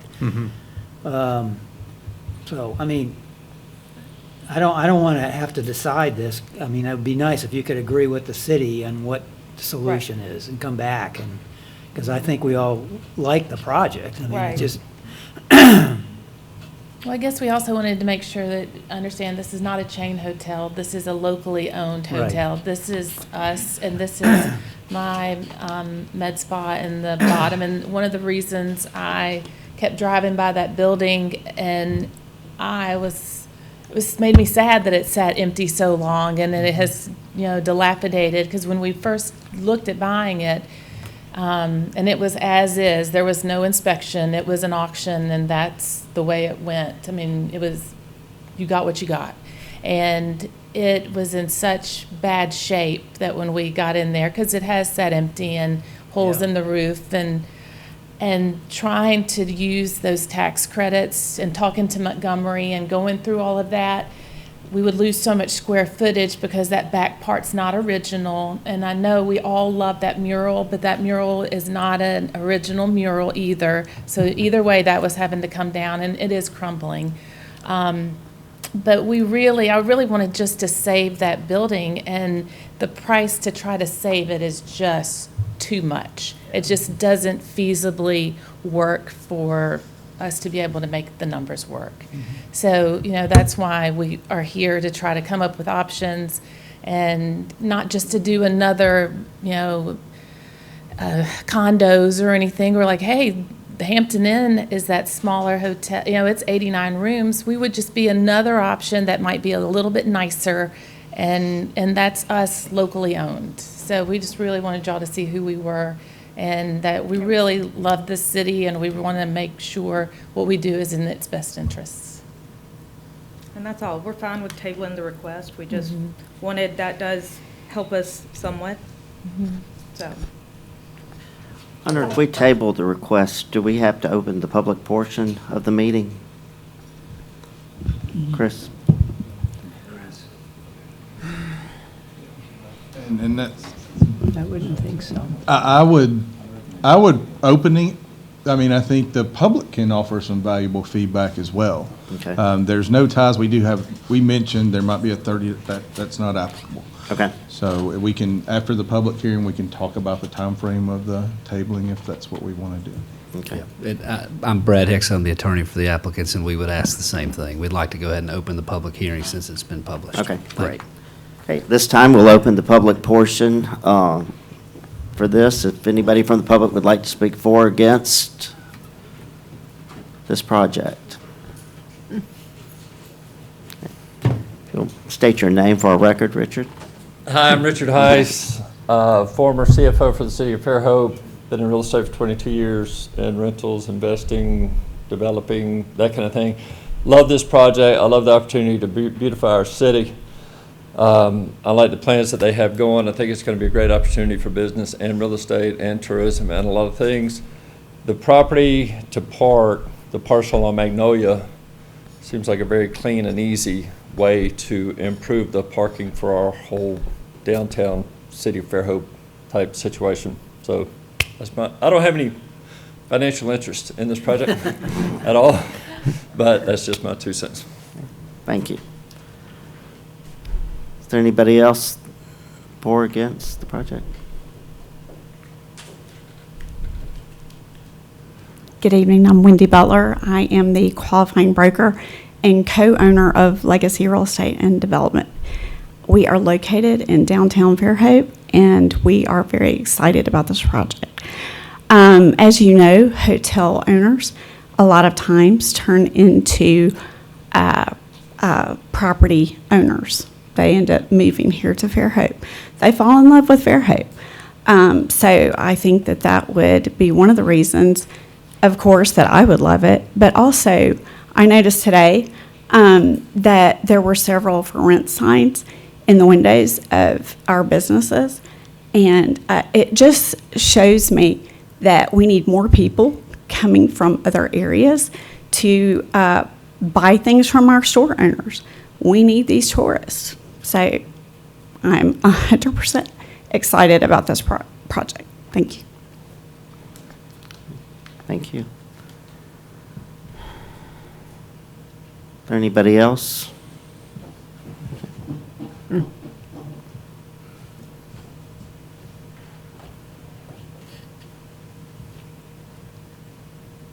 I'm John Bethay. I own the property all the way around this building. And I'd like to say that I think it's a good project. I'd like to see it go forward. Okay.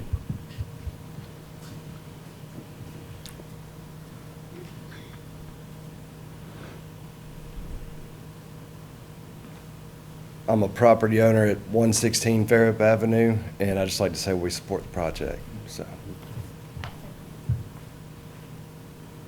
I'm sorry, you didn't state your name for the record for us.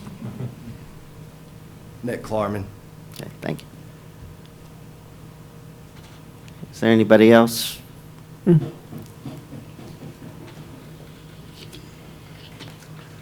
Good evening. My name is Peter Whitehead, and my wife and I, Misty, are the local owners of the Chicken Salad Chicks here in Baldwin County and Mobile County, and we are greatly excited and approve of this project. Thank you.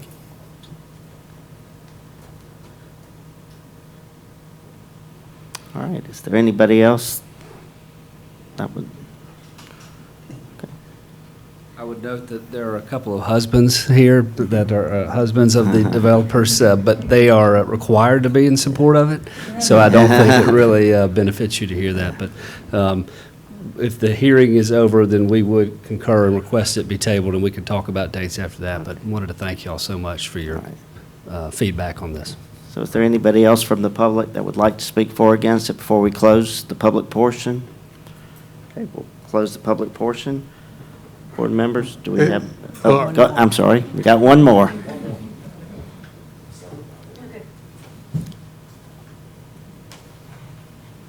My name is Jeremiah Matthews. I'm the owner of Southwood Kitchen and Daphne and Ben's Barbecue in Fairhope, and we're hoping to put a restaurant in this building, so we are definitely in support. Okay, well, anybody else? All right, well, we'll close the public portion. Board members, do we have a motion to table this? Well, do we need a motion if they're tabling it themselves? No, it's the length of time. How much time do they need or they want? So, may it please the board, the October meeting, I think is what we would request to table it to, give us a couple of months.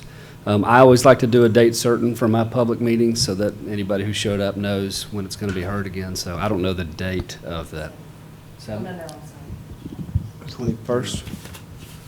So, yeah, we would respectfully request the 21st. Does that give you enough time? We believe so. Okay. Should you do it for 6 months and you can always come back early? Well, I mean, October is 2 months. you want to do it October? Okay. Okay. Do we have to vote on that if they're tabling it themselves? I think because we're tabling to a specific date,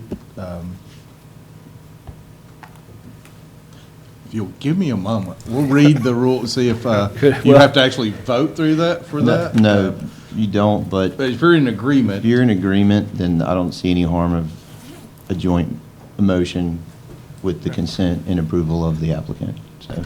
Agreed. We'd love a motion just so it's clear on the record. Thank you. Motion to table till the October meeting. I second. All in favor? Roll call vote. Aye. Aye. Aye. Aye. Motion is tabled till the October 21st meeting. Thank you. Wow. Bye, y'all. One more. All right, our last BOA meeting is 24.11. It's 50 Fells Avenue of a request for a setback variance of 5 and 15 feet.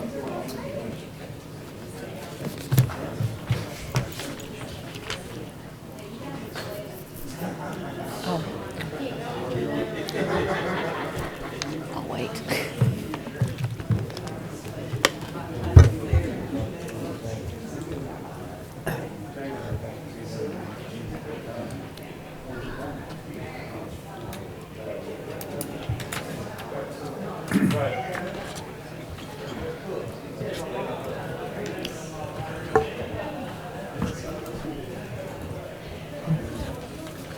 Okay. All right, thank you, Chairman. Yes, this is for a 15-foot front setback variance and a 5-foot side setback variance at 50 Fells Avenue. The applicant owner, Jason LaSource, is here. He's requesting a 15-foot front setback variance and a 5-foot side setback variance for the principal structure in order to preserve an 80-plus-year-old heritage live oak tree.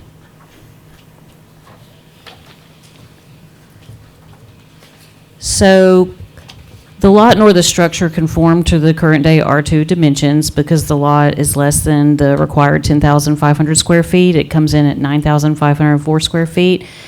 And the width is 66 feet wide as opposed to the currently required 75 feet wide. None of which is really peculiar to that neighborhood because this is a fruit and nut where a lot of the lots are smaller than what we have for R2 these days.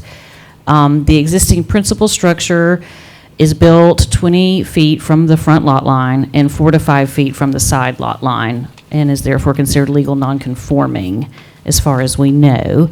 And you'll see at the bottom the setbacks. Since this is R2, the front setback is 35, rear's 35, and the side is 10. So it's the intent of the applicant to completely tear down the principal structure that's there and the accessory structure and to rebuild And when you do that, our zoning ordinance requires for the new structures to conform to the current dimensions, setbacks, et cetera. So unless there's a variance based on the following criteria, which you guys are aware of, which is right here. So this is a picture of the tree. That's the giant tree behind it. This is, Jason had sent these to us. And then the one on the right is the backyard. So those are existing conditions. And this is their site plan that has the proposed home, the first floor at least, and the area kind of cut out. Those three big green things are the tree limbs. And so I kind of separated out here so you can see there's 33, 21, 14 above ground. The applicant has consulted with Chris Francis, Tree Service, and Chris Francis did verify that the tree is healthy and has recommended some tree protection measures in the event the site plan is approved and the variance is granted. That estimate is within the packet.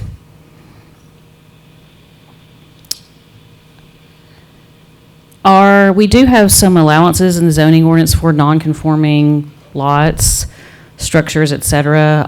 The Article 7, Section D3 reads that you can take the, I'll just read it to you, that the adjacent lots, let's say where the average front building line of the adjacent lots is less than the minimum setback required for the district. So in such cases, the front building line may be the same as the average front building lines of the adjacent lots. However, in no case shall the front building line be more than 5 feet less than the minimum setback required for the district.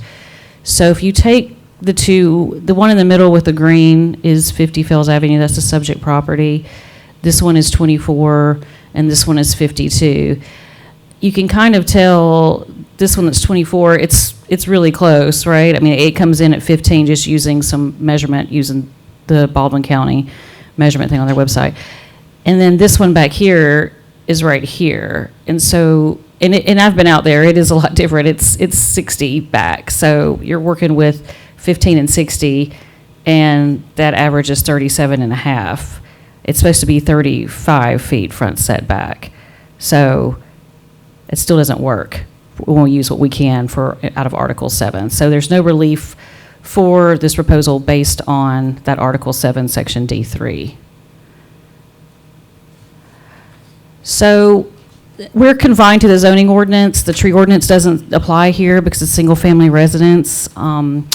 The planning and zoning director can grant a 7-foot administrative setback variance to protect or preserve an existing heritage tree. When you look at how the current structure is, what they're asking is not far off from where the principal structure is currently located, but that's not what we're dealing with here. We're dealing with what it's supposed to be for R2 current day. So although all those deviations from the existing and front side backs are minimal compared to where it is now, the new builds must conform to those current setbacks unless the BOA deems otherwise. So there have been tree variances granted in the past. A lot were prior to the tree ordinance, which was passed in 2011. So I grabbed one that's post-tree ordinance of how the tree variance was granted, and that's some of you guys were here for that one, which is the BOA 1301. Where the BOA granted a 30-foot rear setback variance, where they ended up with a 5-foot rear setback in order to preserve a 60-inch wide heritage live oak tree. The minutes of that case mention kind of the same scenario. The applicant had cut out a buildable area around the tree, which is what they're trying to do. And in that case, it was they supported the administrative variance. Of course, that was limited to the 7 feet.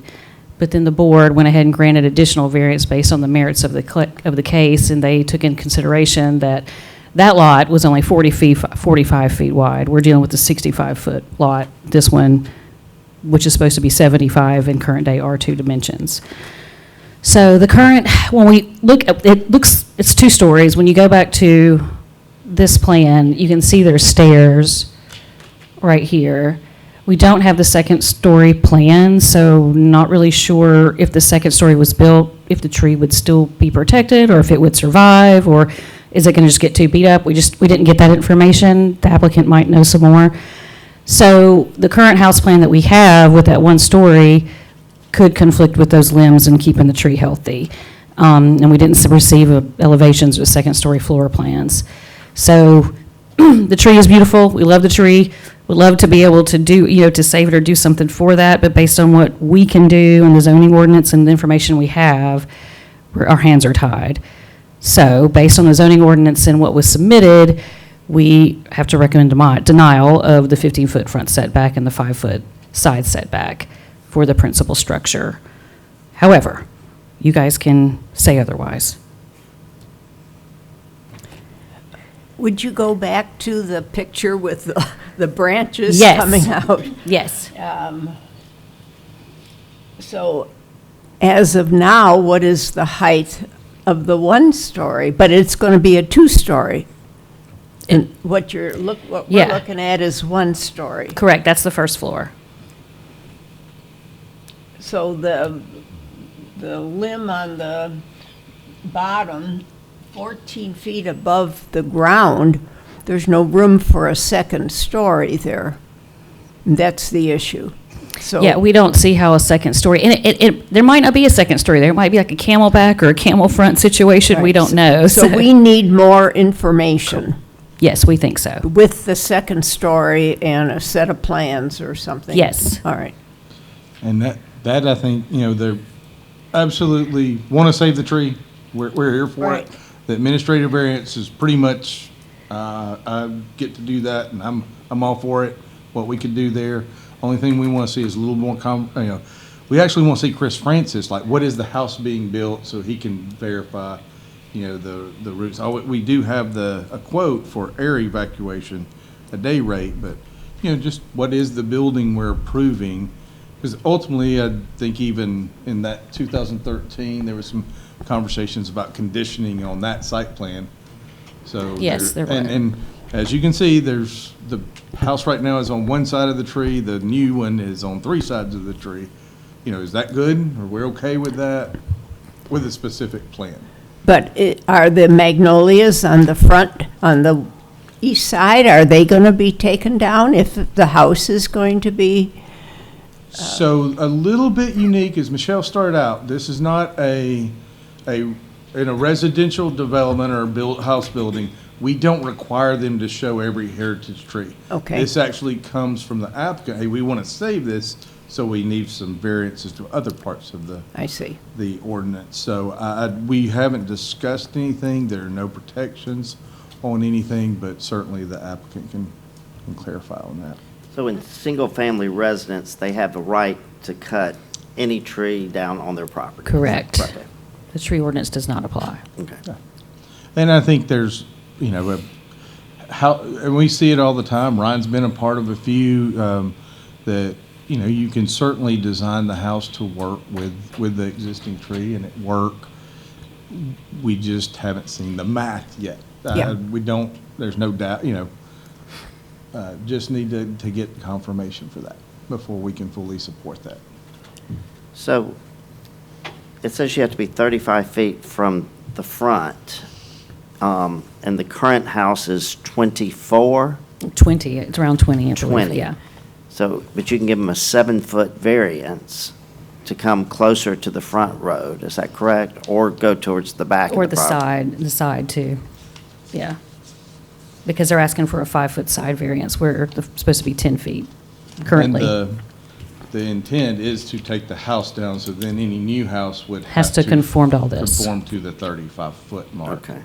So the only that we could give would be a 7-foot. Like 28. Resulting in a 28-foot front setback, where the existing, and we did not have the existing survey in the packet, but you can roughly see the outline on the site plan. There's a dashed line.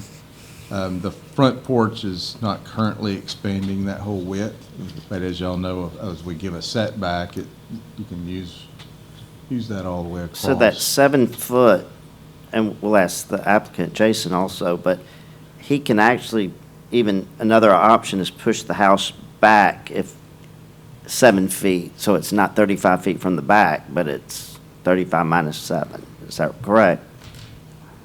Yeah, I mean, there is Yeah. alternatives for moving the house. It can be moved to the property line, and I think that's maybe better for him to explain, want some room for gardening and other things. All right. So at this, may we have the applicant come up, or do you have a question Yeah, first? you said 20 feet is existing, but then there's a porch in front of, is that porch covered? So is it really like 15 feet from the road or so? I think it reads 20 on the survey, which I think is the It's last a page you little- guys have. It's kind of at an angle. Uh-huh. So I don't, based on the survey, I don't think it's quite 20, but we're probably talking inches. Okay, Yeah. whatever. And the, if I recall, the dimension, the porch is not as wide as Mhm. The rest of the proposed. house, yeah. It pops out. Sorry, go ahead. Let the- Sure. oh. No, Okay, so, Jason, would you like to come up to the podium and state your name for us? How's everyone? Jason LaSource, owner at 50 Fells. The front porch is covered. It sets back about 5 feet, and it's roughly probably whatever the width of the house is, it's probably 10 feet less than that. As far as in front of the house, as y'all saw, the dotted line is our current house. 2 of those limbs are actually going over the back side of the house, and we also have a porch under that third one towards the back. We have a porch under there. So the two-story structure, the two-story part would be in front of all that, and that first green limb you see is high enough to have a two-story structure, and everything else run 1 story underneath it, and then to the back, which would be the master bedroom in the back. So we don't have full plans done just because we don't want to have to pay for revisions if this wasn't approved. We'll at least have the footprint. We did the other preliminary work with getting Chris Francis out there. He crawled under the house, dug out, found actually the main roots and where he kind of needs to dig around. And then also he'd work with the engineers to when the footings are being placed, if this is approved. And as far as the closeness to the road, 24 Fells next door, with a 15-foot setback, but every house past there towards Mobile Street is around the same setback. Because our house is 55, everything else is a lot. I think the next doors is maybe 1924, even older than that. And then the people, I think 2 doors down, they built a new house roughly 8 years ago. They have a variance, and they don't even have a tree they needed to build around. And it's a more modern 2-story structure. I mean, it's a good-looking house, but it doesn't fit with the area. We're trying to do coastal cottage to fit in with the area. And so it wouldn't stick out as an eyesore or kind of like a bucktooth in the neighborhood. It would align with the rest of the street west of us. And then as far as being able to just push the house back, there's not enough room to maintain a drive, get the square foot that we need without having to be set way back, but then you take up all the usable outdoor space in the backyard, which is kind of the opposite of what we wanted to do. We kind of preserving what we have. Do y'all have any questions regarding? So the second story on your house, some will be 1 story and some will be 2 story? Correct. The 2-story would be in the front part, and we'd have a story above the garage, which would be set in the back, but nothing above the master, which is behind the tree. And you wouldn't be able to. So yeah, just in the front would be the 2-story structure. And we're probably looking to maybe get 2 rooms and an office up there, so it's not going to be anything massive. So there's a stairway in your garage, so there's going to be a second level? Is that what you said? Yes, ma'am. And what's up on the second? It'll be just storage and probably workout area, just an extra room. We could either have Plumbing? Running water? Haven't decided, probably not. It'll just be electric because we're not going to put a bathroom or anything out there, so most likely no plumbing. It'll just Are be there guidelines on whether you're allowed to have plumbing and running water? There is, and during a building permit review, if more than a half bath or kitchen equipment was in there, that would be commented and have to be removed before being permitted. An accessory structure is allowed a half bath only, and all utilities run through the primary structure. Yeah. And right now, we already have a structure back there that that has a ductless AC out there that we use for storage. And the garage would probably be set, it'd be a little bit bigger than that building now, but it would be set back a little bit further. So the And it would just existing, be made into a garage in that building. so the existing building that's behind your house will have to be torn down? Correct. Is that correct? Yeah, everything comes down. And so the purpose of this is to save the oak tree that you want to make it part of your house? Yes, sir. Because oak tree now is probably maybe 3 foot from the backside of the house, so probably, 60 years it'll have grown into the backside of it, whether we rehab what we had or built. So we need to move the house up 2 foot preferably to allow that tree to just have room to grow. Which is why we want to move it up 2 foot, which would still be, a little bit further back than the rest of our street west of us. Is the house going to be on pilings or on slab? It'll be on footings. Footings. Mhm. So there'll be a small crawl space underneath.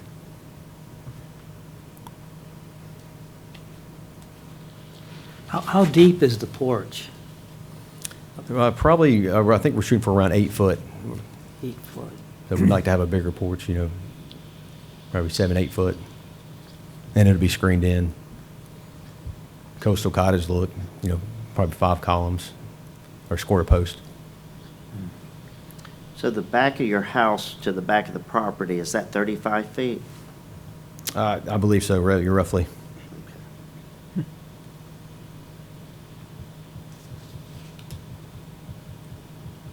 Just the house, actually, at least, and just to show you what I'm looking at, we talked about the dash line of it existing. It's showing right there, so it actually doesn't look like it's being moved forward.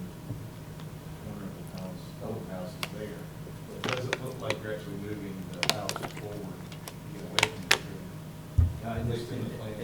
In this plan, it doesn't. This is just a formal footing, footprint. It will be moved up 2 foot from the back off of that tree, for sure. Only because that tree in, roughly 60 years, it'll grow into the side of it. And Well, I think that was kind of part of our plans we did have. It didn't appear to be. oh, yes, sir, it definitely is being moved. This is just a rough footprint, and And that, as y'all know, when we talk about dimensional and setbacks, I'm kind of wanting to make sure we're exact for his benefit and any future owners and us as well. So that was just a little bit of the challenge. So it seems like you're asking for a variance to move it forward.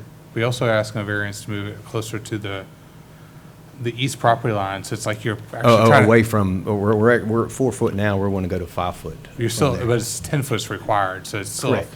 But there's already an existing structure there, and because of our area and trying to do a tree, the house we're building would fit in with the area.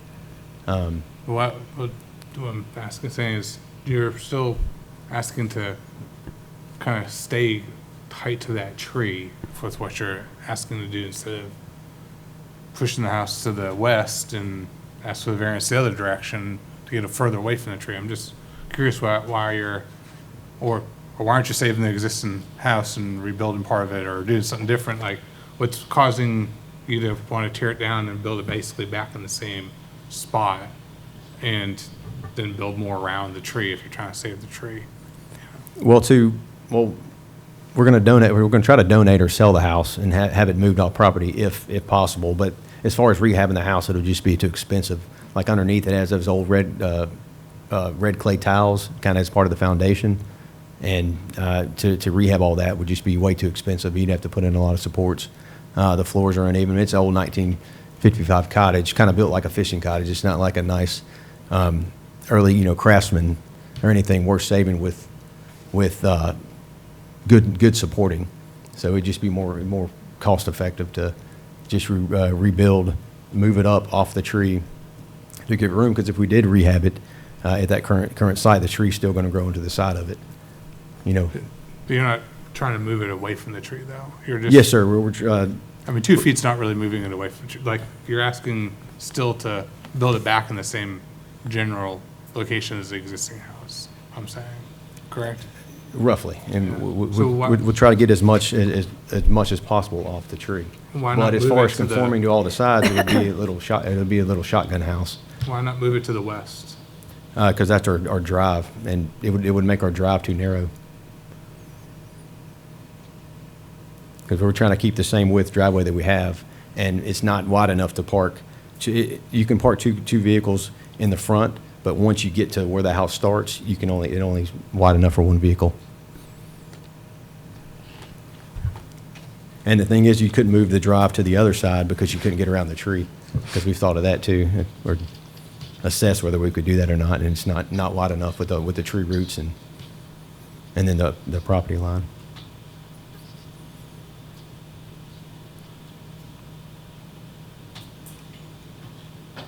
Just so I'm understanding, so the new house west, how big is that driveway? Is it 10 feet or more than 10 feet?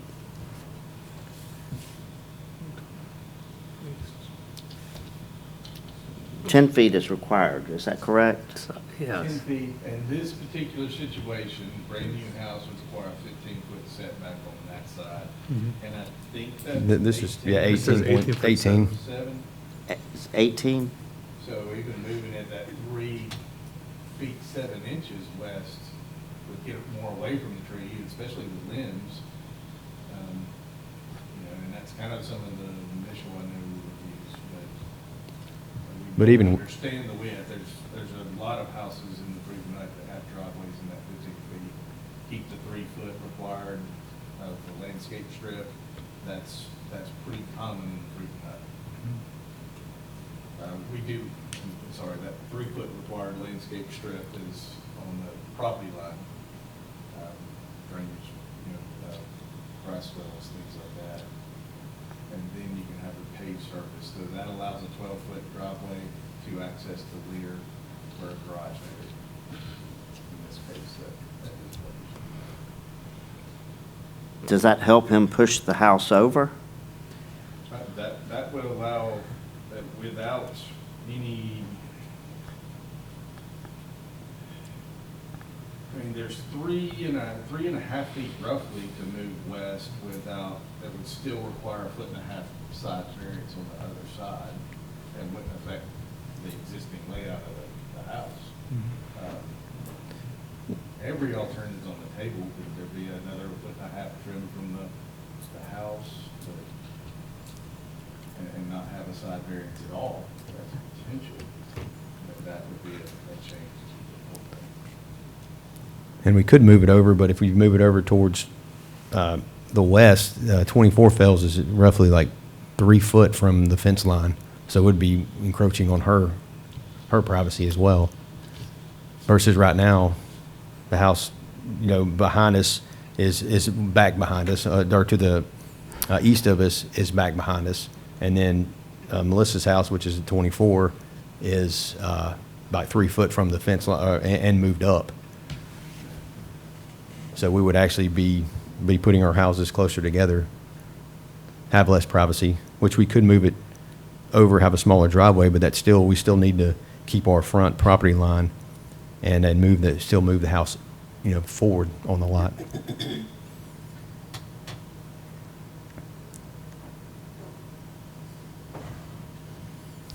Because even so, this garage, if we can, we're trying to push it back a little bit further and make it a 2-car garage. But you see, it's the backyard would be dwindling fast, as far as that there wouldn't be much room compared to what we have now for. Do you know the overall square footage of the house that you're proposing? Probably roughly 2,500 square foot, maybe 300 to 400 above the garage.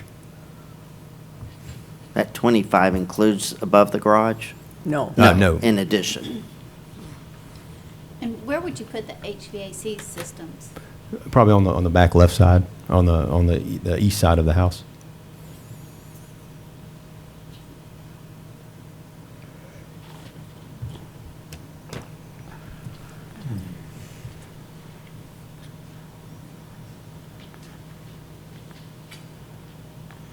How many square footage, what's the square footage of the house you got now, about? About 1150, and we have maybe 350 in the back building, heating and cooled. So the 2,500 includes the second floor? Yes, ma'am. Probably 22 to 2,500, depending what we can get up there. So part of the second story is going to be cantilevered, so it won't be complete. It won't be all second story. Is that right? Because Correct. of the tree? Correct.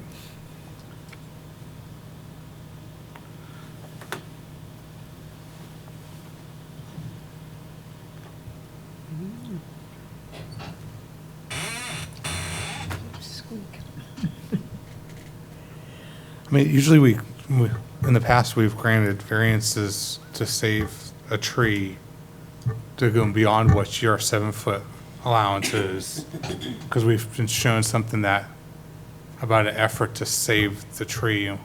I'm not hearing you talk anything about, like, you're just saying you want to build the house back where it is and do an addition to it. Like, can you explain? The effort to save the tree would be having Chris Francis monitor the whole thing and actually, put proper footings where they need to go without destroying the main roots to the tree. I mean, it's a pretty big tree. Right. So the roots run deep and spread. So moving it up away from the root system is the actual goal. And he'd be supervising the whole thing during, because I can't tell you where the footings are going to actually go, because he has to get in there and. But like, for example, your master bedroom, could you push it further back away from the tree, make a hallway longer? Like, is there other options that would help get more space from around the tree that y'all have explored or talked to? We could push about? the master back, but we still need the space in the front of the house. Because it's only going to be further forward. I mean, I'm being serious. I'm surprised you're only asking for like nothing much difference to get more space away from the tree. Well, the thing is, there's already a currently existing house, so it doesn't change the neighborhood hardly any. It just does alleviate just the distance that the tree is basically going to grow into the house. So there's already a structure there. We're not changing the neighborhood. We're not building a huge, massive, gaudy house. It's gonna fit in with the neighborhood. There's already a building there. We're just gonna move it up and over, and then build some in the back.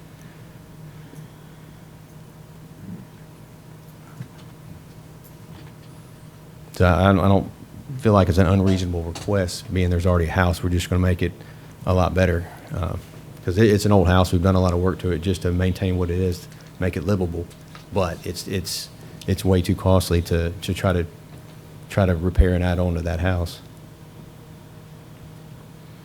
Does the house have to be 10 feet away from the garage? It does. Or attached. Yeah, or attached. And we're going to try to attach it if possible. And we're talking a lot of variables, and I would really like us to approve a tree variance this great based on the site plan that we just allow being the solution.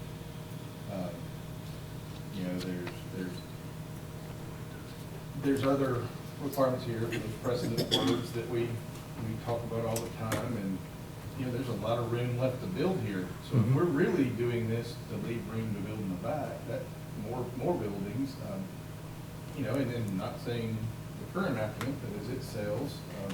So as we've done on some other tree variances, I would recommend we're approving a site plan conditioned on that. And right now, there's still a lot of potentially moving parts.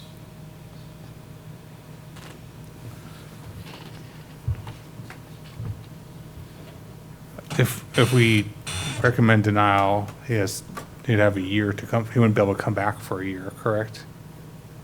That is correct. And I believe, and I would have to double check this, I believe with a correction could be come back, but I will double check that before.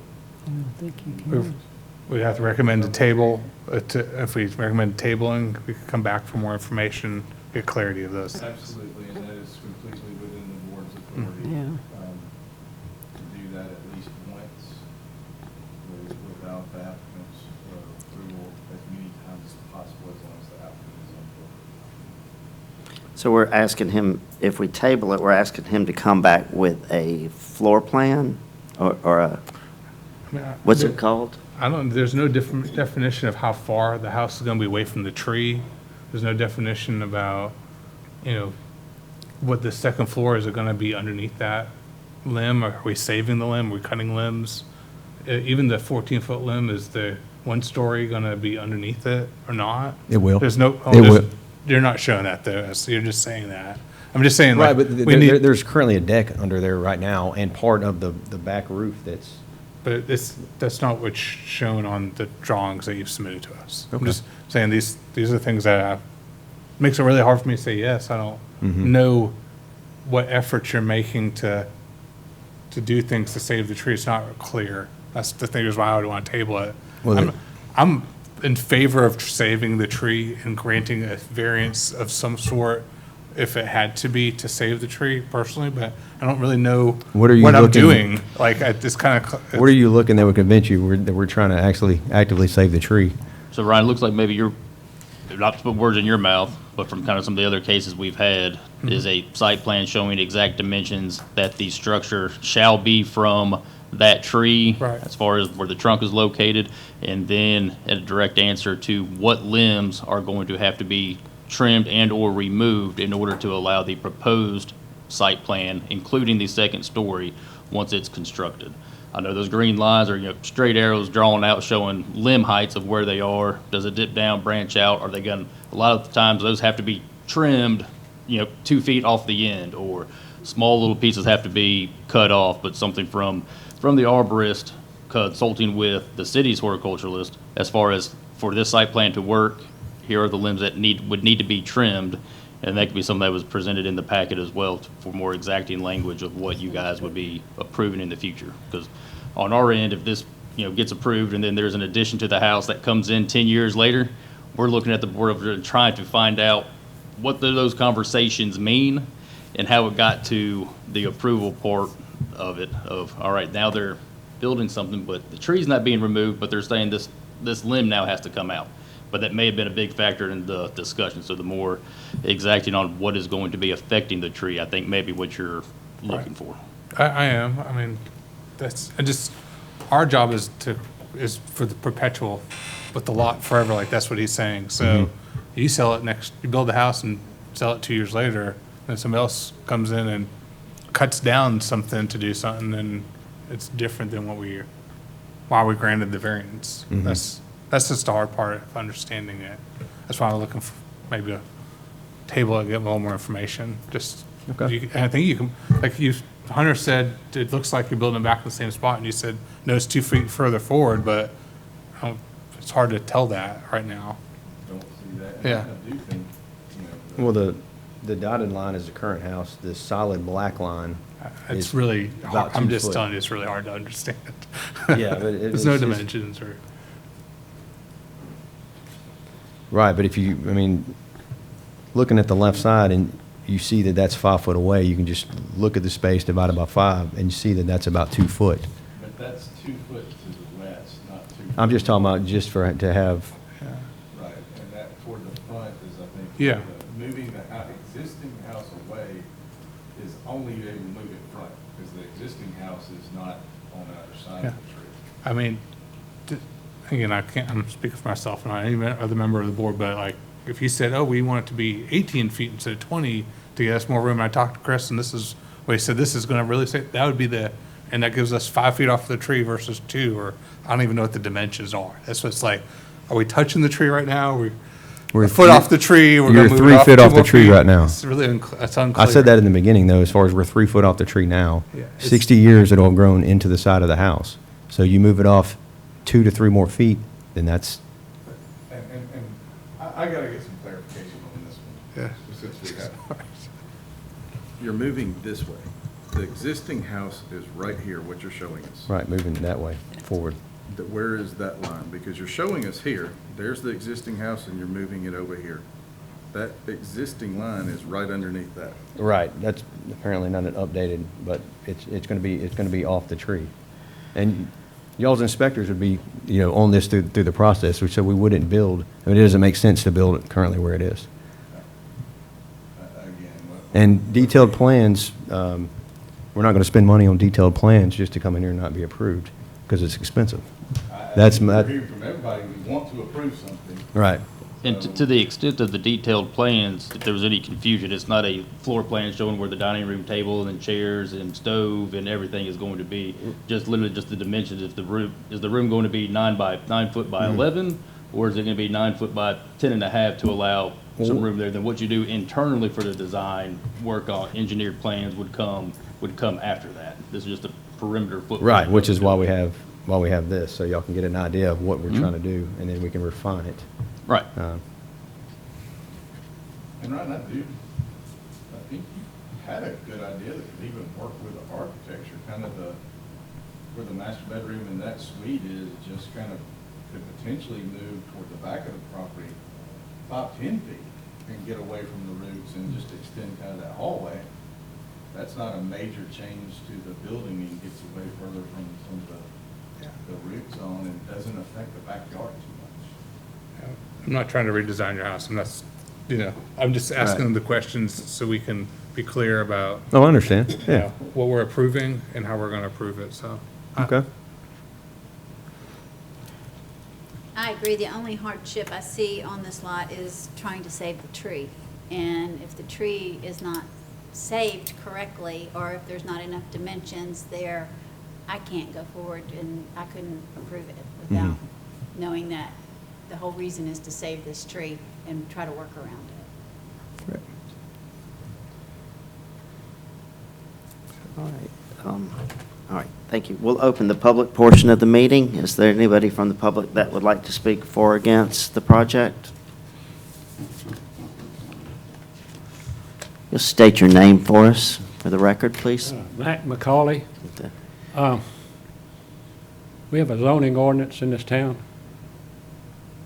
I think that all structures should comply to that ordinance as best as possible. That tree was there when the property was acquired. That house was there. I think that if he wants to rebuild a house, he needs to comply with the current zoning ordinance or make another decision. It's not your job to redo the zoning law. Thanks. Okay. Is there anybody else for or against the project? Okay, we'll close the public portion. And do we have a motion to table or to approve or deny?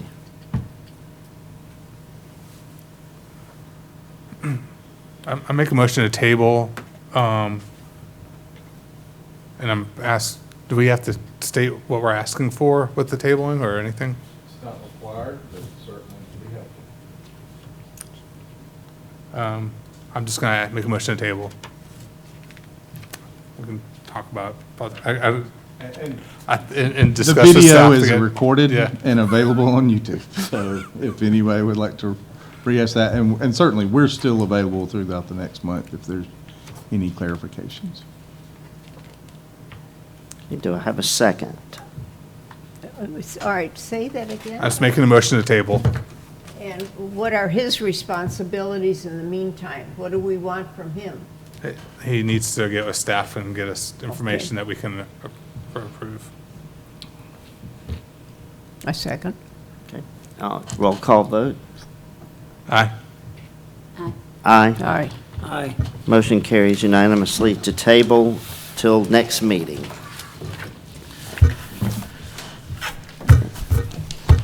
All right, is there any new or old business? Just briefly, see if y'all, I want to make sure y'all are on board. This came up this month, and it's some changes we're making really for a lot of the planning commission cases. We had a couple of cases, and just so we understand, that our role is to write reports for you, the boards, so you understand the case, and we summarize that. We don't have a requirement to put it on the website or do anything else. We obviously do that for the sake of transparency and going kind of above and beyond. But sometimes that gets into, well, we don't have it for the applicant. So I'm not saying that was the case this month, but you saw a little confusion. So one thing we're doing with some planning commission cases is establishing a final agenda. Once that's done, an applicant has to come ask to table something. I think it would be wise to do that with the Board of Adjustment applications. And essentially, it's about a week before the meeting. Every applicant would have a chance to give us feedback, and we will be upfront with them at the date of the application when that date would be. One thing that helps us with, we have an overlapping cases from next month. So instead of getting information today that we've been asking for a month and trying to make sense of it, we're going to kind of stop the review for that month's case a week before the meeting so we can get you staff reports on time. That's our goal. And then we move on to the next month. So if y'all have any questions about that, any concerns, that would be a zoning amendment. So, something the city planning commission and city council would approve.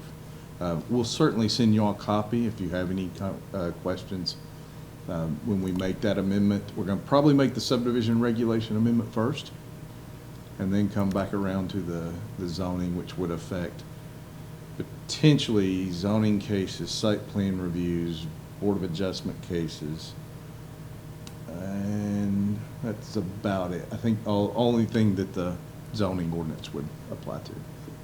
Hunter, a couple of things. A lot of times I'll hear from people that says, I put in my application and I didn't know it was being denied or approved. Right. So is that kind of to help with some of that?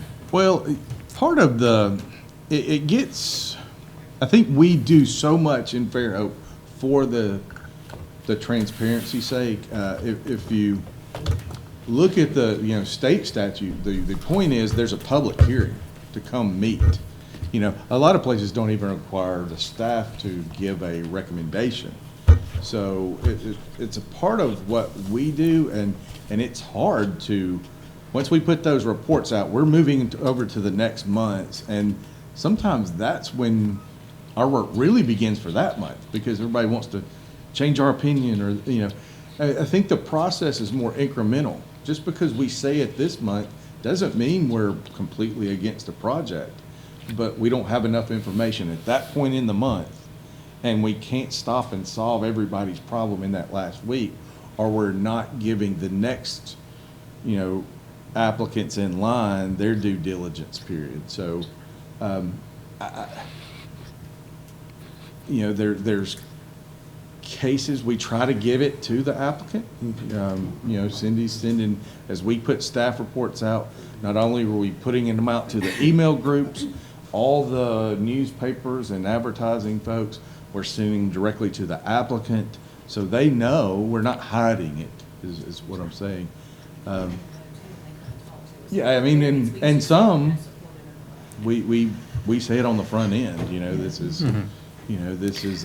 Yeah, I don't think the public really thinks we're hiding it. I just think that there's, they've never gone through this process.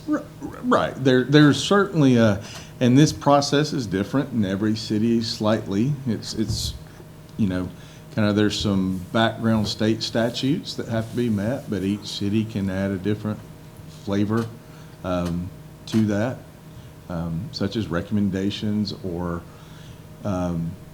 staff reports, or how you put it out, in public on the website and do those things. So we want to accommodate that. We don't want to suggest we not put that out in public or not give y'all recommendations. It just makes it really difficult to focus, and we seem to be constantly chasing our tails because we're not giving next month's folks a chance to get the feedback, because we're kind of taking with this last minute emergency sometimes. So that's our only goal with that change. Will that slow down the process of them submitting, like, for example, use the applicant tonight with the hotel. They didn't have the chance to do what they did originally, send an email, you would have come here and given a full report.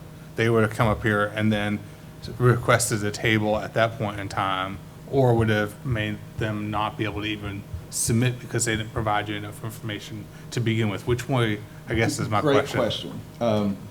Really more of what we're looking for. A lot of times when the situation we're talking about is we're asking for information, we're not getting it.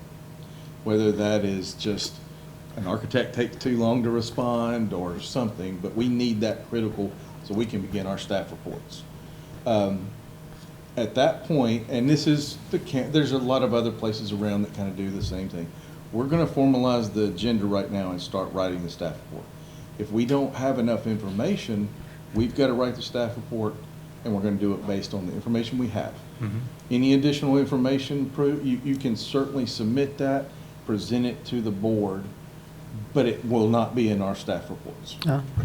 So there's a chance for them to still come to the public hearing, still talk about it, but it's just kind of an administration. We got to be able to keep the schedule because a lot of the delays are because of that week, and it happens on different boards, and we're constantly just trying to, we ask for 4 weeks for something, but it's not until 2 days before the meeting and somebody sees a denial that they take us serious.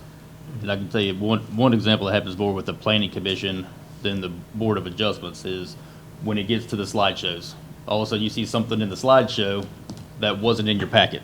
It's like, well, we received this after the staff reports were sent out. Like I said, Hunter said, we sent those out earlier, they get published, and then we get information after the fact. So we still want you guys to be privy. We have it because there's not a formal end when that agenda is finalized, and then we're going, all right, guys, well, it wasn't in your packet, you read everything, you had questions, well, now here's this new information that came forward too that may clear things up, may make things more confusing one way or the other, but that's that extra additional information that we're still trying to sort out after we get the reports done. Okay. Great. Thank you. And our next meeting will be September the 16th. Is that correct? Good. All right. Do we have a motion to adjourn? So moved. All right. Thank you.